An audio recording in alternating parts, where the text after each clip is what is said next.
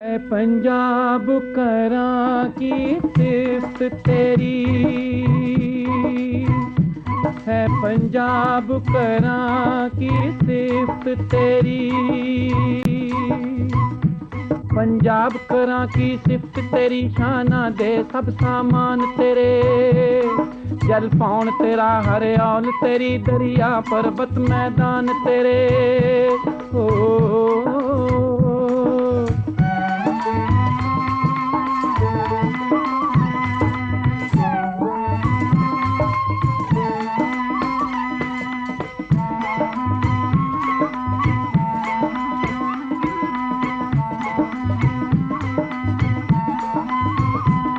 तेरी मां क्यों मिठी बोली दी जी कर दिया सिफ्त न रजदा है।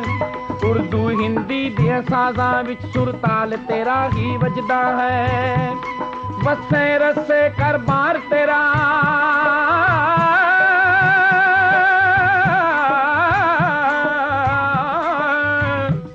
जीवे जागे परवार तेरा।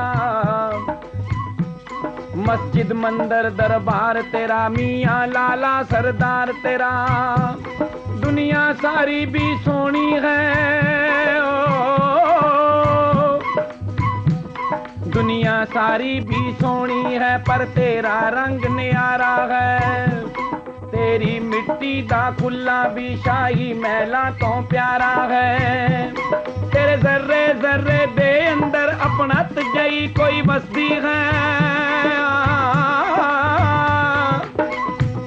तेरी गोदी दे विच बहंदियां ही दुनिया दी चिंता नसदी है। तेरी गोदी दे विच बहंदियां ही दुनिया दी चिंता नसदी है। ऐ पंजाब करां की सिफ्त तेरी, ऐ पंजाब करां की सिफ्त तेरी। ऐ पंजाब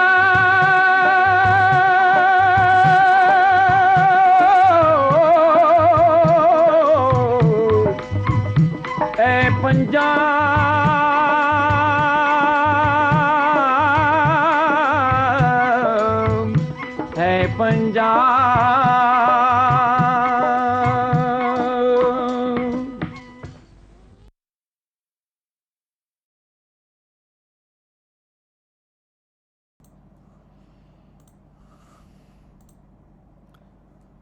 ਪੰਜਾਬ ਦਰਸ਼ਨ ਦੇ ਸਰਪ੍ਰਸਤ ਪ੍ਰੋਫੈਸਰ ਹਰਪਾਲ ਸਿੰਘ ਤੇ ਪ੍ਰੋਫੈਸਰ ਆਈ.ਡੀ. ਗੌੜ ਜੀ ਦਾ ਆਸ਼ੀਰਵਾਦ ਮਹਿਸੂਸ ਕਰਦੇ ਹੋਏ ਅੱਜ ਦਾ ਇਹ ਵਰਚੁਅਲ ਸਮਾਗਮ ਆਰੰਭ ਕਰਦੇ ਹਾਂ। ਆਪ ਸਭ ਦਾ ਤਹਿ ਦਿਲੋਂ ਸਵਾਗਤ ਹੈ। ਅੱਜ ਸਾਡੇ ਮਹਿਮਾਨ ਵਿਖਿਆਨਕਾਰ ਨੇ ਕੇਂਦਰੀ ਯੂਨੀਵਰਸਿਟੀ ਹਿਮਾਚਲ ਪ੍ਰਦੇਸ਼ ਧਰਮਸ਼ਾਲਾ ਦੇ ਚਾਂਸਲਰ ਪ੍ਰੋਫੈਸਰ ਹਰਮੋਹਿੰਦਰ ਸਿੰਘ ਬੇਦੀ ਜੀ। ਉਹਨਾਂ ਦਾ ਸੰਬੰਧ ਗੁਰੂ ਨਾਨਕ ਦੇਵ ਯੂਨੀਵਰਸਿਟੀ ਦੇ ਹਿੰਦੀ ਵਿਭਾਗ ਨਾਲ ਰਿਹਾ। ਉੱਥੋਂ ਪ੍ਰੋਫੈਸਰ ਅਤੇ ਮੁਖੀ ਰਿਟਾਇਰ ਹੋਏ, ਪਰ ਉਹਨਾਂ ਦੀ ਬੌਧਿਕ ਸਮਰੱਥਾ ਦਾ ਪ੍ਰਭਾਵ ਹਿੰਦੁਸਤਾਨ ਦੇ ਹਰ ਸ਼ੋਬੇ ਤੱਕ ਫੈਲਿਆ।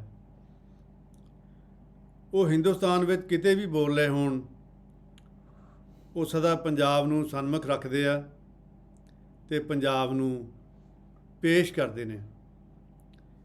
ਬੇਦੀ ਸਾਹਿਬ ਦੀ ਆਤਮਾ ਵਿੱਚ ਦਰਅਸਲ ਪੂਰਬ ਦੀ ਆਤਮਾ ਦਾ ਵਾਸਾ ਹੈ। ਇਸੇ ਕਰਕੇ ਅੱਜ ਅਸੀਂ ਉਹਨਾਂ ਦਾ ਇਹ ਸ਼ੁਭ ਵਿਖਿਆਨ ਪੂਰਬ ਦੇ ਕਵੀ ਸ਼ਾਇਰ ਮਸ਼ਰਕ ਅਲਾਮਾ ਇਕਬਾਲ ਨੂੰ ਡੈਡੀਕੇਟ ਕਰ ਰਹੇ ਹਾਂ। ਜਿਸ ਤਰ੍ਹਾਂ ਮੁਹੰਮਦ ਇਕਬਾਲ ਜੀ ਦੇ ਦਿਲੋਂ ਦਿਮਾਗ ਵਿੱਚ ਪੰਜਾਬ ਵਸਿਆ ਹੋਇਆ ਸੀ, ਇਸੇ ਤਰ੍ਹਾਂ ਪ੍ਰੋਫੈਸਰ ਬੇਦੀ ਸਾਹਿਬ ਦੇ ਦਿਲੋਂ ਦਿਮਾਗ ਵਿੱਚ ਪੰਜਾਬ ਵਸਿਆ ਹੋਇਆ ਅਤੇ ਉਹਨਾਂ ਨੇ ਪੰਜਾਬ ਨੂੰ ਪੂਰਬ ਦੀ ਆਤਮਾ ਵਜੋਂ ਉਹਨਾਂ ਨੇ ਸਮਝਿਆ ਅਤੇ ਆਪਣੇ ਸਰੋਕਾਰਾਂ ਵਿੱਚ ਇਸ ਰੂਪ ਵਿੱਚ ਪੰਜਾਬ ਨੂੰ ਹਮੇਸ਼ਾ ਮਹਿਸੂਸ ਕੀਤਾ। ਅਸੀਂ ਪੰਜਾਬ ਦੇ ਖੇਤਰ ਅਤੇ ਬੌਧਿਕ ਵਾਯੂਮੰਡਲ ਦੀ ਅਕਸਰ ਗੱਲ ਕਰਦੇ ਹਾਂ ਤੇ ਅਸੀਂ ਪੰਜਾਬ ਨੂੰ ਪਾਣੀਆਂ ਦੇ ਨਾਲ ਜਾਣਦੇ ਹਾਂ। ਪਾਣੀ ਸਿਰਫ ਇਹ ਪੀਣ ਵਾਲਾ ਪਾਣੀ ਨਹੀਂ ਹੁੰਦਾ। ਪਾਣੀ ਜ਼ਿੰਦਗੀ ਦਾ ਪ੍ਰਤੀਕ ਹੈ, ਪਾਣੀ ਸੱਭਿਅਤਾ ਦਾ ਪ੍ਰਤੀਕ ਹੈ। ਔਰ ਜਿਵੇਂ ਗੁਰਬਾਣੀ ਵਿੱਚ ਆਉਂਦਾ, ਪਹਿਲਾ ਪਾਣੀ ਜੀਓ ਹੈ, ਤੇ ਪਾਣੀ ਤੋਂ ਹੀ ਜ਼ਿੰਦਗੀ ਦੀ ਗੱਲ ਆਰੰਭ ਹੁੰਦੀ ਹੈ। ਔਰ ਪੰਜਾਬ ਦੀ ਗੱਲ ਵੀ ਪਾਣੀਆਂ ਤੋਂ ਆਰੰਭ ਹੁੰਦੀ ਹੈ। ਔਰ ਅਸੀਂ ਪੰਜਾਬੀ ਅਕਸਰ ਫਿਕਰ ਕਰਦੇ ਰਹਿੰਦੇ ਹਾਂ ਕਿ ਪੰਜਾਬ ਦੇ ਪਾਣੀਆਂ ਦੀ ਹਮੇਸ਼ਾ ਹੀ ਇੱਕ ਸੁੰਗੜਨ ਦੀ ਪ੍ਰਕਿਰਿਆ ਜਾਰੀ ਹੈ। ਅੱਜ ਜਦੋਂ ਅਸੀਂ ਪੰਜਾਬ ਦੀ ਗੱਲ ਕਰਦੇ ਹਾਂ ਤੇ ਪੰਜਾਬਾਂ ਦਾ 2.5 ਦਰਿਆਵਾਂ ਦਾ ਜ਼ਿਕਰ ਹੁੰਦਾ। ਕਿਸੇ ਵੇਲੇ 5 ਦਰਿਆ ਸੀਗੇ, ਇਹਨੂੰ ਪੰਜਾਬ ਕਿਹਾ ਜਾਣ ਲੱਗਿਆ, ਇਹਨੂੰ ਪੰਚ ਨਦ ਵੀ ਕਿਹਾ ਜਾਂਦਾ ਸੀਗਾ। ਔਰ ਜੇ ਹੋਰ ਪਿੱਛੇ ਚਲੇ ਜਾਈਏ ਤੇ 7 ਦਰਿਆਵਾਂ ਦੀ ਧਰਤੀ ਸੀ। ਔਰ ਉਸ ਵੇਲੇ ਇਸ ਅੱਜ ਦੇ ਪੰਜਾਬ ਨੂੰ ਸਪਤ ਸਿੰਧੂ ਕਿਹਾ ਜਾਂਦਾ ਸੀਗਾ। ਔਰ ਜਿੰਨਾ ਹੀ ਪਾਣੀ ਵਿਸ਼ਾਲ, ਉਨਾ ਹੀ ਪੰਜਾਬ ਵਿਸ਼ਾਲ। ਤੇ ਜਿੰਨਾ ਪਾਣੀ ਘਟ ਰਿਹਾ, ਇਸ ਤਰ੍ਹਾਂ ਪੰਜਾਬ ਦੀ ਜਿਹੜੀ ਸਾਡੀ ਮਾਨਸਿਕਤਾ ਉਹ ਵੀ ਸੁੰਗੜ ਰਹੀ ਹੈ। ਅਸੀਂ ਬੜੇ ਤੰਗ ਘੇਰਿਆਂ ਦੇ ਵਿੱਚ ਆਪਣੇ ਆਪ ਨੂੰ ਕੈਦ ਕਰ ਰਹੇ ਹਾਂ। ਤੇ ਮੇਰਾ ਖਿਆਲ ਹੈ ਵੀ ਬੇਸ਼ੱਕ ਧਰਤੀ ਦੇ ਉੱਤੇ ਪਾਣੀ ਜਾਂ ਦਰਿਆਵਾਂ ਦੀ ਜਿਹੜੀ ਸਿਆਸਤ ਹੈਗੀ ਆ, ਉਹਦੇ ਤੇ ਸਾਡਾ ਉਹਦੇ ਵਿੱਚ ਕੋਈ ਦਖਲ ਨਹੀਂ ਹੈ ਜਾਂ ਅਸੀਂ ਉਹਦੇ ਵਿੱਚ ਕੁਝ ਕਰ ਸਕੀਏ। ਪਰ ਅਸੀਂ ਆਪਣੇ ਦਿਮਾਗੀ ਘੇਰਿਆਂ ਦੇ ਵਿੱਚ ਤਾਂ 7 ਦਰਿਆਵਾਂ ਦੀਆਂ ਨਦੀਆਂ ਉਹ ਵਹਾ ਸਕਦੇ ਹਾਂ। ਅਸੀਂ ਉਸ ਸਪਤ ਸਿੰਧੂ ਨੂੰ ਯਾਦ ਕਰ ਸਕਦੇ ਹਾਂ ਆਪਣੇ ਮਨਾਂ ਵਿੱਚ। ਅਸੀਂ ਉਸ ਦਾ ਅਹਿਸਾਸ ਜਿਹੜਾ ਆਪਣੇ ਮਨਾਂ ਵਿੱਚ ਕਰ ਸਕਦੇ ਹਾਂ। ਬੇਦੀ ਸਾਹਿਬ ਨੂੰ ਮੇਰਾ ਕੁਝ ਕਹਿਣ ਨੂੰ ਜੀ ਕਰਦਾ ਕਿ ਮੈਂ ਪਹਿਲੀ ਵਾਰੀ ਉਹਨਾਂ ਨੂੰ ਆਪਣੇ ਇੱਕ ਰਿਫਰੈਸ਼ਰ ਕੋਰਸ ਦੇ ਵਿੱਚ ਸੁਣਿਆ ਸੀਗਾ, ਗੁਰੂ ਨਾਨਕ ਦੇਵ ਯੂਨੀਵਰਸਿਟੀ ਵਿੱਚ। ਉਹ ਤੋਂ ਪਹਿਲਾਂ ਮੈਂ ਉਹਨਾਂ ਬਾਰੇ ਨਹੀਂ ਸੀ ਜਾਣਦਾ। ਮੇਰਾ ਖਿਆਲ ਇਹ 1996 ਜਾਂ 97 ਦੀ ਗੱਲ ਹੋਏਗੀ, 95-96 ਦੀ। ਤੇ ਉਦੋਂ ਉਹਨਾਂ ਨੇ ਇੱਕ ਲੈਕਚਰ ਕੀਤਾ ਸੀਗਾ ਉੱਥੇ, ਡਾਕਟਰ ਸਾਹਿਬ ਨੂੰ ਵੀ ਯਾਦ ਆ ਜਾਏਗਾ, ਗੁਰੂ ਗੋਬਿੰਦ ਸਿੰਘ ਜੀ ਦਾ ਵਿਦਿਆ ਦਰਬਾਰ। ਤੇ ਮੈਂ ਕਿਉਂਕਿ ਸਿੱਖ ਪਰੰਪਰਾ ਨਾਲ ਜੁੜਿਆ ਹੋਣ ਕਰਕੇ, ਸਿੱਖ ਸਾਹਿਤਕ ਪਰੰਪਰਾਵਾਂ ਨਾਲ ਮੇਰਾ ਇੱਕ ਸਰੋਕਾਰ ਰਿਹਾ। ਤੇ ਇਸ ਕਰਕੇ ਮੈਨੂੰ ਯਾਦ ਹੈ ਕਿ ਉਹ ਪਹਿਲੀ ਛਾਪ ਸੀ ਬੇਦੀ ਸਾਹਿਬ ਦੀ ਜੋ ਮੇਰੇ ਮਨ ਮਸਤਕ ਦੇ ਉੱਤੇ ਲੱਗੀ ਸੀ। ਤੇ ਉਹ ਤੋਂ ਬਾਅਦ ਮੈਂ ਹਰ ਵਾਰ ਕੋਸ਼ਿਸ਼ ਕਰਦਾ ਕਿ ਕਿਤੇ ਵੀ ਬੇਦੀ ਸਾਹਿਬ ਨੇ ਆਉਣਾ ਹੋਵੇ ਤੇ ਮੈਂ ਉਹਨਾਂ ਨੂੰ ਸੁਣਨ ਜਾਂਦਾ। ਤੇ ਜਦੋਂ ਵੀ ਕਿਤੇ ਮੇਰਾ ਬੱਸ ਚੱਲਿਆ ਤੇ ਬੇਦੀ ਸਾਹਿਬ ਨੂੰ ਅਸੀਂ ਬੁਲਾ ਕੇ ਉਹਨਾਂ ਦੇ ਵਿਖਿਆਨ ਅਸੀਂ ਇੱਥੇ ਫਗਵਾੜੇ ਵਿੱਚ ਹੀ ਮੇਰੇ ਖਿਆਲ 2-3 ਵਾਰ ਅਸੀਂ ਉਹਨਾਂ ਦੇ ਫਗਵਾੜੇ ਵਿੱਚ ਦਰਸ਼ਨ ਕੀਤੇ। ਚੰਡੀਗੜ੍ਹ ਵਿੱਚ ਵੀ ਉਹਨਾਂ ਨੂੰ 2-3 ਵਾਰ ਅਸੀਂ ਅਲੱਗ-ਅਲੱਗ ਵਿਸ਼ਿਆਂ ਦੇ ਉੱਤੇ ਬੇਦੀ ਸਾਹਿਬ ਦੇ ਲੈਕਚਰ ਸੁਣੇ। ਤੇ ਜੀ ਕਰਦਾ ਹੁੰਦਾ ਕਿ ਬੇਦੀ ਸਾਹਿਬ ਬੋਲਦੇ ਰਹਿਣ ਤੇ ਅਸੀਂ ਸੁਣਦੇ ਰਹੀਏ। ਤੇ ਉਹਨਾਂ ਦੇ ਕੋਲ ਉਹ ਜਾਣਕਾਰੀਆਂ ਜਿਹੜੀਆਂ ਸਾਡੇ ਆਸ-ਪਾਸ ਲੋਕਾਂ ਕੋਲ ਸਾਨੂੰ ਅਕਸਰ ਨਹੀਂ ਮਿਲਦੀਆਂ। ਜਿਵੇਂ ਹਿੰਦੁਸਤਾਨ ਦੇ ਵਿੱਚ ਧਾਰਮਿਕ ਪਰੰਪਰਾਵਾਂ, ਸੰਤਾਂ ਦੀਆਂ, ਹੋਰ ਮਹਾਤਮਾਵਾਂ ਦੀਆਂ, ਜੋਗੀਆਂ ਨਾਥਾਂ ਦੀਆਂ ਪਰੰਪਰਾਵਾਂ ਜਿਹੜੀਆਂ ਚੱਲੀਆਂ, ਉਹਦੇ ਵਿੱਚ ਸਾਹਿਤਕ ਪਰੰਪਰਾਵਾਂ ਕਿੱਥੇ ਚੱਲੀਆਂ, ਸਾਹਿਤਕ ਰੂਪ ਵਿੱਚ ਕੀ ਲਿਖਿਆ ਗਿਆ, ਕੀ ਪੜ੍ਹਿਆ ਗਿਆ, ਕੀ ਸਮਝਿਆ ਜਾਂਦਾ ਰਿਹਾ, ਕੀ ਖੋਜ ਵਿਚਾਰ ਚਰਚਾ ਹੁੰਦੀ ਰਹੀ। ਇਹਨਾਂ ਚੀਜ਼ਾਂ ਨੂੰ ਬੇਦੀ ਸਾਹਿਬ ਬਹੁਤ ਜ਼ਿਆਦਾ ਅੰਦਰੋਂ ਜਾਣਦੇ ਆ।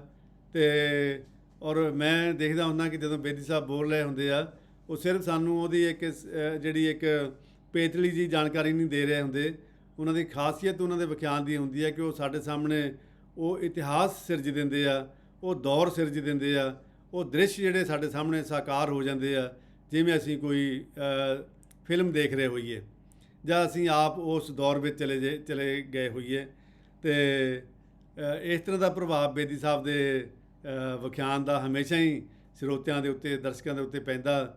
ਤੇ ਸਾਡੀ ਪੰਜਾਬ ਦਰਸ਼ਨ ਦੇ ਟੀਮ ਦੀ ਬੜੀ ਪੁਰਾਣੀ ਰੀਝ ਸੀ ਕਿ ਅਸੀਂ ਬੇਦੀ ਸਾਹਿਬ ਨੂੰ ਬੁਲਾਈਏ।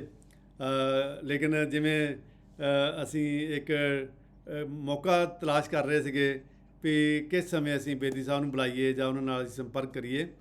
ਤੇ ਅੱਜ ਉਹ ਦਿਨ ਆ ਗਿਆ, ਸੁਭਾਗਾ ਦਿਨ, ਕਿ ਜਦੋਂ ਅਸੀਂ ਬੇਦੀ ਸਾਹਿਬ ਦੇ ਸਨਮੁਖ ਹਾਂ, ਉਹ ਸਾਡੇ ਸਾਹਮਣੇ ਆ। तो जिमें कहते तुम करीब भी हो, तुम मुखातिब भी हो, तुमको देखूं या तुमसे बात करें। तो बेदी साहब की अज असी मुखारबिंद तो अज असी ये विख्यान जिहड़ा वो सरवण करांगे, सप्त सिंधु वाला पंजाब। मैं उन्हां बारे उन्हां दे सामने बैठ के थोड़ा जिहा भावुक हो जाना, तो मैं इस करके मेरियां गल्लां जियां भी आपस ਵਿੱਚ जुड़ नहीं रहीਆਂ। तो मैं ज़्यादा कुछ नहीं कहना चाਹੁੰਦਾ पंजाब दर्शन के दर्शकों ਤੇ ਸਰੋਤਿਆਂ ਨੂੰ कि बेदी साहब ਨੂੰ बहुत ध्यान ਨਾਲ सुनना, तो वो सानू अज अपने इस विख्यान ਵਿੱਚ सप्त सिंधु वाले पंजाब के दर्शन कराउणगे। बेदी साहब ਤੁਹਾਡਾ बहुत बहुत स्वागत है जी। तो साडी परंपरा है कि असी घड़ी जिहड़ी आ ਉਹ ਰੱਖਦੇ नहीं है, और मैनू पता लग्या ਤੁਹਾਡੇ कमरे ਵਿੱਚ भी घड़ी नहीं है, तो तुसी घड़ी का ख्याल बिल्कुल नहीं करना। तो तुसी अपना विख्यान मेरे ख्याल पंजाब दर्शन को तुहानू देण लई टाइम ही है सिर्फ, तो असी खुल के तुहानू सुनना है, निठ के तुहानू सुनना है, तो तुसी खुल के बोलना है। हाँ जी प्रोफैसर बेदी साहब।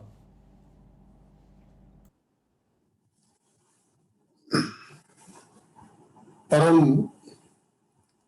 सुहिर्द मित्र प्रोफैसर अवतार सिंह जी, पंजाब दर्शन दे नाल जुड़े प्रबुद्ध श्रोतागण, प्रोफैसर अवतार सिंह जी हमेशा मेरे प्रेरणा स्रोत रहे हैं। उन्हां नाल जदों भी संवाद करन दा मौका मिलता है, तो मेरे अंदर भी एक चाह हुंदा है कि मैं वध तो वध अपनी मन दियां वो साझियां करां जिहड़ियां पंजाब बारे, पंजाबीयत बारे, पंजाबी साहित बारे, पंजाबी भाषा बारे, जिन्हां दा निरंतर एक चिंतन मेरे दिलो दिमाग विच चलता रहता है। अज दा ये लैक्चर भी उसे चाह वाली कड़ी दा, उसे खेड़े वाली घड़ी दा एक अजिहा संवाद है जिस राही मैं उस पंजाब नूं, उस पंजाबीयत नूं, उस पंजाबी सभ्याचार नूं अपने दिलो दिमाग विच जो कुछ मैं सोचदा उनका कुछ हिस्सा तुहाडे नाल साझा करांगा। सप्त सिंधु दा जे असीं बहुत खुला अर्थ करिए तां खुला अर्थ है कि 7 समुंदर वर्गियां नदियां ते पंजाब नूं पुरातन काल दे विच सप्त सिंधु दे नां नाल जाणिया जांदा सी। तुसीं कल्पना करो कि पंजाब दी जरखेज जमीन नूं समुंदर वर्गे 7 दरिया सिंजदे सन।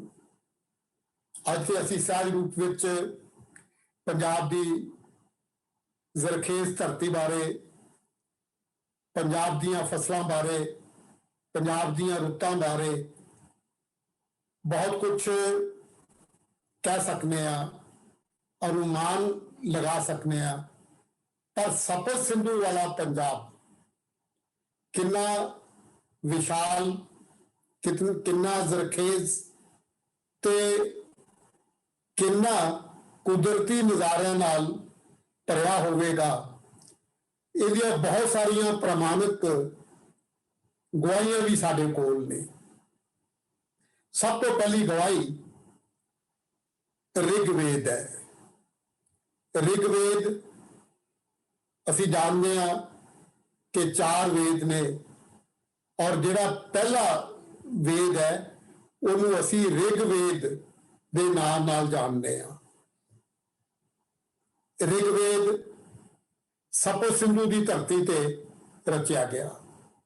ਅੱਜ ਦੁਨੀਆ ਦੇ ਕੋਲ, ਏਸ਼ੀਆ ਦੇ ਦੇਸ਼ਾਂ ਕੋਲ ਜੇ ਕੋਈ ਪ੍ਰਮਾਣਿਕ ਇਤਿਹਾਸਕ ਦਸਤਾਵੇਜ਼ ਲਿਖਤ ਰੂਪ ਵਿੱਚ ਉਪਲਬਧ ਹੈ ਤੇ ਉਹ ਰਿਗਵੇਦ ਹੈ। ਰਿਗਵੇਦ ਦੇ ਵਿੱਚ ਪੁਰਾਣੇ ਪੰਜਾਬ ਦੀ ਸੰਸਕ੍ਰਿਤੀ ਦਾ ਬੜੀ ਖੂਬਸੂਰਤੀ ਨਾਲ ਚਿਤਰਨ ਕੀਤਾ ਗਿਆ ਹੈ। ਰਿਗਵੇਦ ਵਿੱਚ ਪੰਜਾਬ ਦੀਆਂ ਫਸਲਾਂ, ਪੰਜਾਬ ਦੇ ਦਰਿਆਵਾਂ ਦੇ ਨਾਂ, ਪੰਜਾਬ ਦੇ ਫਲ, ਪੰਜਾਬ ਦੀਆਂ ਰੁੱਤਾਂ, ਪੰਜਾਬੀਆਂ ਦੇ ਰੀਤੀ ਰਿਵਾਜ, ਪੰਜਾਬੀਆਂ ਦਾ ਦਰਸ਼ਨ, ਪੰਜਾਬ ਦੀਆਂ ਪਰੰਪਰਾਵਾਂ, ਪੰਜਾਬ ਦੇ ਧਾਰਮਿਕ ਵਿਰਾਸਤ ਤੇ ਪੰਜਾਬ ਦੇ ਉਸ ਮਹਾਨ ਅਧਿਆਤਮ ਦਾ ਚਿੰਤਨ ਇੱਕ ਕੇਂਦਰਿਤ ਕੀਤਾ ਗਿਆ ਹੈ, ਜਿਸ ਸਦਕਾ ਪੂਰਾ ਪੰਜਾਬ ਇੱਕ ਉਪ ਮਹਾਦੀਪ ਵਜੋਂ ਏਸ਼ੀਆ ਦੇ ਦੇਸ਼ਾਂ ਵਿੱਚ ਤੇ ਦੁਨੀਆ ਦੇ ਦੇਸ਼ਾਂ ਵਿੱਚ ਜਾਣਿਆ ਗਿਆ। ਅੱਜ ਏਸ਼ੀਆ ਦੇ ਦੇਸ਼ ਜਦੋਂ ਆਪਣੇ ਇਤਿਹਾਸ ਦੀ ਗੱਲ ਕਰਦੇ ਨੇ, ਪਰੰਪਰਾ ਦੀ ਗੱਲ ਕਰਦੇ ਨੇ, ਆਪਣੇ ਦਰਸ਼ਨ ਦੀ ਗੱਲ ਕਰਦੇ ਨੇ, ਅਧਿਆਤਮਿਕ ਚਿੰਤਨ ਦੀ ਗੱਲ ਕਰਦੇ ਨੇ, ਆਪਣੀਆਂ ਪਰੰਪਰਾਵਾਂ ਤੇ ਮੁੜ ਝਾਤ ਮਾਰਦੇ ਨੇ, ਤਾਂ ਉਹ ਬਾਰ-ਬਾਰ ਰਿਗਵੇਦ ਤੱਕ ਆਪਣੀ ਪਹੁੰਚ ਲੈ ਕੇ ਜਾਂਦੇ ਨੇ ਤੇ ਆਪਣੀ ਪ੍ਰਾਚੀਨ ਸੰਸਕ੍ਰਿਤੀ ਦੇ ਕਈ ਨਕਸ਼, ਕਈ ਨੁਹਾਰ, ਕਈ ਨਿਸ਼ਾਨਦੇਹੀਆਂ ਉਹ ਰਿਗਵੇਦ ਦੀਆਂ ਰਿਚਾਵਾਂ ਵਿੱਚ, ਰਿਗਵੇਦ ਦੇ ਸ਼ਲੋਕਾਂ ਵਿੱਚ ਬੜੇ ਸਹਿਜ ਰੂਪ ਵਿੱਚ ਗ੍ਰਹਿਣ ਕਰ ਲੈਂਦੇ ਨੇ। ਤੇ ਅੱਜ ਏਸ਼ੀਆ ਦੇ ਸਮਾਜ ਸ਼ਾਸਤਰੀ, ਇਤਿਹਾਸਕਾਰ, ਏਸ਼ੀਆ ਦੇ ਸੰਸਕ੍ਰਿਤੀ ਵੇਤਾ ਆਪਣੇ ਇਤਿਹਾਸ ਤੇ ਸਮਾਜ ਸ਼ਾਸਤਰ ਦਾ ਜਿਹੜਾ ਪੁਨਰ ਚਿੰਤਨ ਕਰ ਰਹੇ ਨੇ, ਉਹਦੇ ਵਿੱਚ ਬਾਰ-ਬਾਰ ਰਿਗਵੇਦ ਦੀਆਂ ਰਿਚਾਵਾਂ, ਰਿਗਵੇਦ ਦੇ ਸ਼ਲੋਕ ਤੇ ਰਿਗਵੇਦ ਦੇ ਵਿੱਚ ਵਰਣਨ ਕੀਤਾ ਹੋਇਆ ਸਮਾਜ, ਰਿਗਵੇਦ ਦੇ ਵਿੱਚ ਦਰਜ ਉਸ ਵੇਲੇ ਦੇ ਭੂਗੋਲ ਦੀਆਂ ਉਦਾਹਰਨਾਂ ਦੇ ਕੇ ਆਪਣੀ ਸੰਸਕ੍ਰਿਤੀ, ਆਪਣੀ ਸੱਭਿਅਤਾ, ਆਪਣੇ ਸਾਹਿਤ, ਆਪਣੀਆਂ ਕਲਾਵਾਂ ਦੇ ਪ੍ਰਤੀ ਜਾਗਰੂਕ ਹੋ ਰਹੇ ਨੇ। ਇਸ ਲਈ ਸਪਤ ਸਿੰਧੂ ਤੇ ਰਿਗਵੇਦ ਇਹ ਇੱਕ ਦੂਜੇ ਦੇ ਪ੍ਰਾਇਵਾਚੀ ਨੇ। ਦੂਜੀ ਗੱਲ ਤੁਸੀਂ ਇੱਕ ਹੋਰ ਦੇਖੋ ਕਿ ਰਿਗਵੇਦ ਨੇ ਪੂਰੇ ਭਾਰਤ ਦੀ, ਹਿੰਦੁਸਤਾਨ ਦੀ ਇੱਕ ਅਜਿਹੀ ਛਵੀ ਏਸ਼ੀਆ ਦੇ ਦੇਸ਼ਾਂ ਤੱਕ ਪਹੁੰਚਾਈ, ਜਿੰਦੇ ਸਦਕਾ ਉਹਨਾਂ ਨੂੰ ਆਪਣੇ ਰਿਸ਼ਤੇ ਦੀਆਂ ਕੜੀਆਂ, ਭਾਰਤੀ ਉਪ ਮਹਾਦੀਪ ਦੇ ਨਾਲ ਉਹਨਾਂ ਦੇ ਵਪਾਰਕ ਰਿਸ਼ਤੇ, ਉਹਨਾਂ ਦੇ ਸੱਭਿਆਚਾਰਕ ਸੰਬੰਧ ਉਹਨਾਂ ਨੂੰ ਸਾਫ਼-ਸਾਫ਼ ਦਿਖਾਈ ਦੇਣ ਲੱਗ ਪਏ। ਇਸੇ ਲਈ ਇੱਕ ਬੜੀ ਦਿਲਚਸਪ ਗੱਲ ਹੈ ਕਿ ਜਦੋਂ ਮੈਕਸ ਮੂਲਰ ਨੇ ਭਾਰਤੀ ਸਾਹਿਤ, ਭਾਰਤੀ ਚਿੰਤਨ, ਭਾਰਤੀ ਇਤਿਹਾਸ ਤੇ ਭਾਰਤੀ ਸੱਭਿਆਚਾਰ ਦਾ ਅਧਿਐਨ ਕਰਨਾ ਸ਼ੁਰੂ ਕੀਤਾ ਤੇ ਉਹਨਾਂ ਦਾ ਜਿਹੜਾ ਪਹਿਲਾ ਵੱਡਾ ਸਾਖਸ਼ਾਤ ਉਹ ਰਿਗਵੇਦ ਦੀ ਟੈਕਸਟ ਦੇ ਨਾਲ ਹੋਇਆ। ਔਰ ਜਿਸ ਵੇਲੇ ਉਹਨਾਂ ਨੇ ਰਿਗਵੇਦ ਨੂੰ ਸਮਝਿਆ, ਰਿਗਵੇਦ ਦੇ ਸ਼ਲੋਕਾਂ ਦੇ ਅਰਥਾਂ ਤੱਕ ਉਹਨਾਂ ਦੀ ਪਹੁੰਚ ਹੋਈ, ਰਿਗਵੇਦ ਦੀਆਂ ਰਿਚਾਵਾਂ ਦੇ ਗੂੜ ਰਹੱਸ ਮੈਕਸ ਮੂਲਰ ਨੇ ਦੇ ਉੱਪਰ ਆਤਮ ਚਿੰਤਨ ਕੀਤਾ, ਤਾਂ ਮੈਕਸ ਮੂਲਰ ਦੀ ਰੁਚੀ ਪੰਜਾਬ ਦੀਆਂ ਪਰੰਪਰਾਵਾਂ, ਪੰਜਾਬ ਦੇ ਇਤਿਹਾਸ ਵੱਲ ਵੀ ਉਹਨਾਂ ਦੀ ਰੁਚੀ ਹੋਈ। ਇੱਕ ਬੜੀ ਦਿਲਚਸਪ ਘਟਨਾ ਹੈ ਕਿ ਜਿਸ ਵੇਲੇ ਹਿਜ਼ ਮਾਸਟਰ ਵਾਇਸ ਇੱਕ ਪੁਰਾਣੀ ਰਿਕਾਰਡਿੰਗ ਦੀ ਕੰਪਨੀ ਸੀ, ਅਸੀਂ ਸਾਰੇ ਜਾਣਦੇ ਹਾਂ ਕਿ ਹਿਜ਼ ਮਾਸਟਰ ਵਾਇਸ ਦਾ ਤੁਹਾਨੂੰ ਯਾਦ ਹੋਵੇਗਾ ਕਿ ਜਿਹੜੇ ਰਿਕਾਰਡ ਸਨ ਉਹਦੇ ਉੱਤੇ ਇੱਕ ਜਾਨਵਰ ਕੁੱਤਾ ਬੈਠਾ ਹੁੰਦਾ ਸੀ ਤੇ ਮਾਈਕ ਦੇ ਪਾਸੇ ਉਹਦਾ ਮੂੰਹ ਸੀ। ਇਹ ਕੰਪਨੀ ਸੀ ਔਰ ਇਸ ਕੰਪਨੀ ਨੇ ਜਿਸ ਵੇਲੇ ਪਹਿਲਾ ਰਿਕਾਰਡ, ਪਹਿਲੀ ਆਵਾਜ਼ ਦੁਨੀਆ ਤੱਕ ਪਹੁੰਚਾਉਣੀ ਸੀ ਤਾਂ ਉਹਨਾਂ ਨੇ ਸੋਚਿਆ ਕਿ ਇੱਕ ਅਜਿਹੇ ਦੁਨੀਆ ਦੇ ਮਹਾਨ ਦਾਰਸ਼ਨਿਕ ਚਿੰਤਕ ਨੂੰ ਨਿਮੰਤਰਣ ਦਿੱਤਾ ਜਾਵੇ ਤੇ ਉਹ ਚੰਦ ਸ਼ਬਦ ਕਹੇ ਤੇ ਅਸੀਂ ਆਪਣੀ ਹਿਜ਼ ਮਾਸਟਰ ਕੰਪਨੀ ਦੀ ਆਵਾਜ਼ ਦੁਨੀਆ ਦੇ ਕੰਨਾਂ ਵਿੱਚ ਪਾਈਏ। ਉਹਨਾਂ ਨੇ ਮੈਕਸ ਮੂਲਰ ਦੇ ਨਾਲ ਸੰਬੰਧ ਬਣਾਇਆ। ਮੈਕਸ ਮੂਲਰ ਸਾਹਿਬ ਨੂੰ ਬੇਨਤੀ ਕੀਤੀ ਕਿ ਅਸੀਂ ਇਸ ਤਰ੍ਹਾਂ ਦੁਨੀਆ ਦੀ ਪਹਿਲੀ ਆਵਾਜ਼ ਆਪਣੀ ਰਿਕਾਰਡ ਵਿੱਚ ਕੈਦ ਕਰਕੇ ਦੁਨੀਆ ਦੇ ਕੰਨਾਂ ਵਿੱਚ ਪਾਉਣੀ ਚਾਹੁੰਦੇ ਹਾਂ। ਅਸੀਂ ਚਾਹੁੰਦੇ ਹਾਂ ਕਿ ਤੁਸੀਂ ਚੰਦ ਸ਼ਬਦ ਕਹੋ। ਔਰ ਉਸ ਵੇਲੇ ਮੈਕਸ ਮੂਲਰ ਪੰਚਨਦ, ਸਪਤ ਸਿੰਧੂ, ਪੰਜਾਬ ਦੀ ਧਰਤੀ ਦਾ ਭ੍ਰਮਣ ਕਰ ਰਹੇ ਸਨ। ਉਹਨਾਂ ਨੇ ਕੰਪਨੀ ਵਾਲਿਆਂ ਨੂੰ ਕਿਹਾ ਕਿ ਮੈਂ 1 ਸਾਲ ਬਾਅਦ ਆਪਣੇ ਘਰ ਪਹੁੰਚਾਂਗਾ, ਤੁਸੀਂ ਘੱਟੋ ਘੱਟ 6 ਮਹੀਨੇ ਬਾਅਦ ਮੇਰੇ ਨਾਲ ਸੰਪਰਕ ਕਰਨਾ। 6 ਮਹੀਨਿਆਂ ਬਾਅਦ ਕੰਪਨੀ ਦੇ ਮਾਲਕਾਂ ਨੇ ਉਹਨਾਂ ਦੇ ਨਾਲ ਸੰਪਰਕ ਕੀਤਾ ਤੇ ਉਹਨਾਂ ਨੇ ਕਿਹਾ ਕਿ 1 ਮਹੀਨੇ ਬਾਅਦ ਤੁਸੀਂ ਮੇਰੇ ਕੋਲ ਆਓ, ਮੈਂ ਸੋਚ ਲਵਾਂ ਕਿ ਮੈਂ ਕੀ ਕਹਿਣਾ ਹੈ। ਔਰ ਜਿਸ ਲਈ 1 ਮਹੀਨੇ ਬਾਅਦ ਕੰਪਨੀ ਵਾਲੇ ਉਹਨਾਂ ਦੇ ਕੋਲ ਪੁੱਜੇ ਤੇ ਉਹਨਾਂ ਨੇ ਕਿਹਾ ਕਿ ਤੁਸੀਂ ਬੋਲੋ। ਪੰਜਾਬ ਦਰਸ਼ਨ ਦੇ ਨਾਲ ਜੁੜੇ ਦਰਸ਼ਕੋ, ਤੁਸੀਂ ਹੈਰਾਨ ਹੋਵੋਗੇ ਕਿ ਮੈਕਸ ਮੂਲਰ ਨੇ ਰਿਗਵੇਦ ਦੇ ਸ਼ਲੋਕ ਤੇ ਰਿਗਵੇਦ ਦੀਆਂ ਰਿਚਾਵਾਂ ਦਾ ਪਾਠ ਕੀਤਾ ਔਰ ਹਿਜ਼ ਮਾਸਟਰ ਵੌਇਸ ਕੰਪਨੀ ਨੇ ਉਹ ਰਿਕਾਰਡ ਕੀਤਾ ਤੇ ਬਾਅਦ ਵਿੱਚ ਜਿਹੜੀ ਉਹਨਾਂ ਨੇ ਕਮੈਂਟਰੀ ਕੀਤੀ, ਉਸ ਕਮੈਂਟਰੀ ਵਿੱਚ ਉਹਨਾਂ ਨੇ ਇੱਕ ਵਾਕ ਕਿਹਾ ਕਿ ਰਿਗਵੇਦ ਦੁਨੀਆ ਦਾ ਪਹਿਲਾ ਇਤਿਹਾਸਕ ਸਮਾਜਿਕ ਦਸਤਾਵੇਜ਼ ਹੈ ਜਿਹਦੇ ਵਿੱਚ ਭਾਰਤੀ ਉਪ ਮਹਾਦੀਪ ਦੀਆਂ ਪਰੰਪਰਾਵਾਂ, ਦਰਸ਼ਨ ਤੇ ਅਧਿਆਤਮਕ ਚਿੰਤਨ ਦੇ ਬਾਰੇ ਵਿਸਤਾਰ ਪੂਰਵਕ ਲਿਖਿਆ ਗਿਆ ਹੈ। ਤੇ ਇਹ ਜਿਹੜਾ ਚਿੰਤਨ ਹੈ, ਇਹ ਜਿਹੜੀਆਂ ਰਿਚਾਵਾਂ ਨੇ, ਇਹ ਜਿਹੜੇ ਸ਼ਲੋਕ ਨੇ, ਇਹ ਸਪਤ ਸਿੰਧੂ ਦੀ ਧਰਤੀ ਤੇ ਬ੍ਰੈਕਟਾਂ ਚ ਉਹਨਾਂ ਨੇ ਪਾਇਆ ਪੰਚਨਦ, ਫਿਰ ਲਗਾਇਆ ਕੌਮਾ ਤੇ ਫਿਰ ਅੱਗੇ ਲਫ਼ਜ਼ ਪਾਇਆ ਪੰਜਾਬ। ਤੇ ਰਿਗਵੇਦ ਦੀ ਰਚਨਾ ਪੰਚਨਦ ਸਪਤ ਸਿੰਧੂ ਦੀ ਧਰਤੀ ਤੇ ਹੋਈ ਤੇ ਰਿਸ਼ੀਆਂ ਨੇ, ਉਹ ਜਿਹੜੇ ਰਿਸ਼ੀ ਜਿਨ੍ਹਾਂ ਦੀਆਂ ਬਹੁਤ ਦਾਰਸ਼ਨਿਕ ਉਕਤੀਆਂ ਇਸ ਗ੍ਰੰਥ ਵਿੱਚ ਸ਼ਾਮਿਲ ਨੇ, ਉਹਨਾਂ ਵਿੱਚੋਂ ਜ਼ਿਆਦਾਤਰ ਰਿਸ਼ੀ ਸਪਤ ਸਿੰਧੂ ਦੇ ਨਾਲ ਉਹਨਾਂ ਦਾ ਸੰਬੰਧ ਸੀ।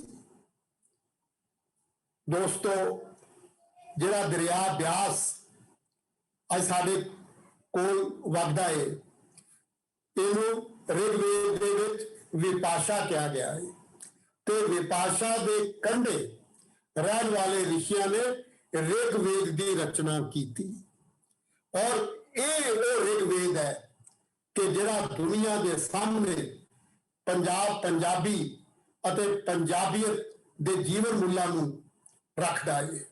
ਇਹ ਜੀਵਨ ਮੁੱਲ ਕੀ ਸਨ, ਇਹ ਰਹੁ ਰੀਤਾਂ ਕੀ ਸਨ, ਪੰਜਾਬ ਦੇ ਧਾਰਮਿਕ ਵਿਸ਼ਵਾਸ ਕੀ ਸਨ, ਪੰਜਾਬੀ ਸੰਸਕ੍ਰਿਤੀ ਕੀ ਸੀ, ਪੰਜਾਬ ਦਾ ਇਤਿਹਾਸ ਕੀ ਸੀ ਤੇ ਪੰਜਾਬ ਦਾ ਭੂਗੋਲ ਕੀ ਸੀ, ਇਹਦੀ ਬਹੁਤ ਸੂਖਮ ਜਾਣਕਾਰੀ ਸਾਨੂੰ ਰਿਗਵੇਦ ਵਿੱਚ ਮਿਲਦੀ ਹੈ।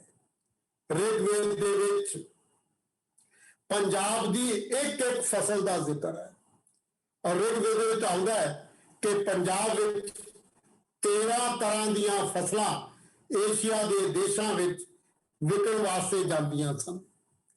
ਰਿਗਵੇਦ ਵਿੱਚ ਆਉਂਦਾ ਹੈ ਕਿ ਅਨੇਕ ਤਰ੍ਹਾਂ ਦੇ ਫਲ ਪੰਜਾਬ ਦੀ ਧਰਤੀ ਤੇ ਪੈਦਾ ਹੁੰਦੇ ਸਨ, ਅਨੇਕ ਤਰ੍ਹਾਂ ਦੇ ਤੇਲ ਵਾਲੇ ਬੀਜ ਪੰਜਾਬ ਦੀ ਧਰਤੀ ਤੇ ਪੈਦਾ ਹੁੰਦੇ ਸਨ ਤੇ ਅਨੇਕ ਤਰ੍ਹਾਂ ਦੀਆਂ ਸਬਜ਼ੀਆਂ, ਅਨੇਕ ਤਰ੍ਹਾਂ ਦੀਆਂ ਰੁੱਤਾਂ ਔਰ ਅਨੇਕ ਤਰ੍ਹਾਂ ਦੀ ਵਨਸਪਤੀ ਦਾ ਕੇਂਦਰ ਉਸ ਵੇਲੇ ਸਪਤ ਸਿੰਧੂ ਸੀ।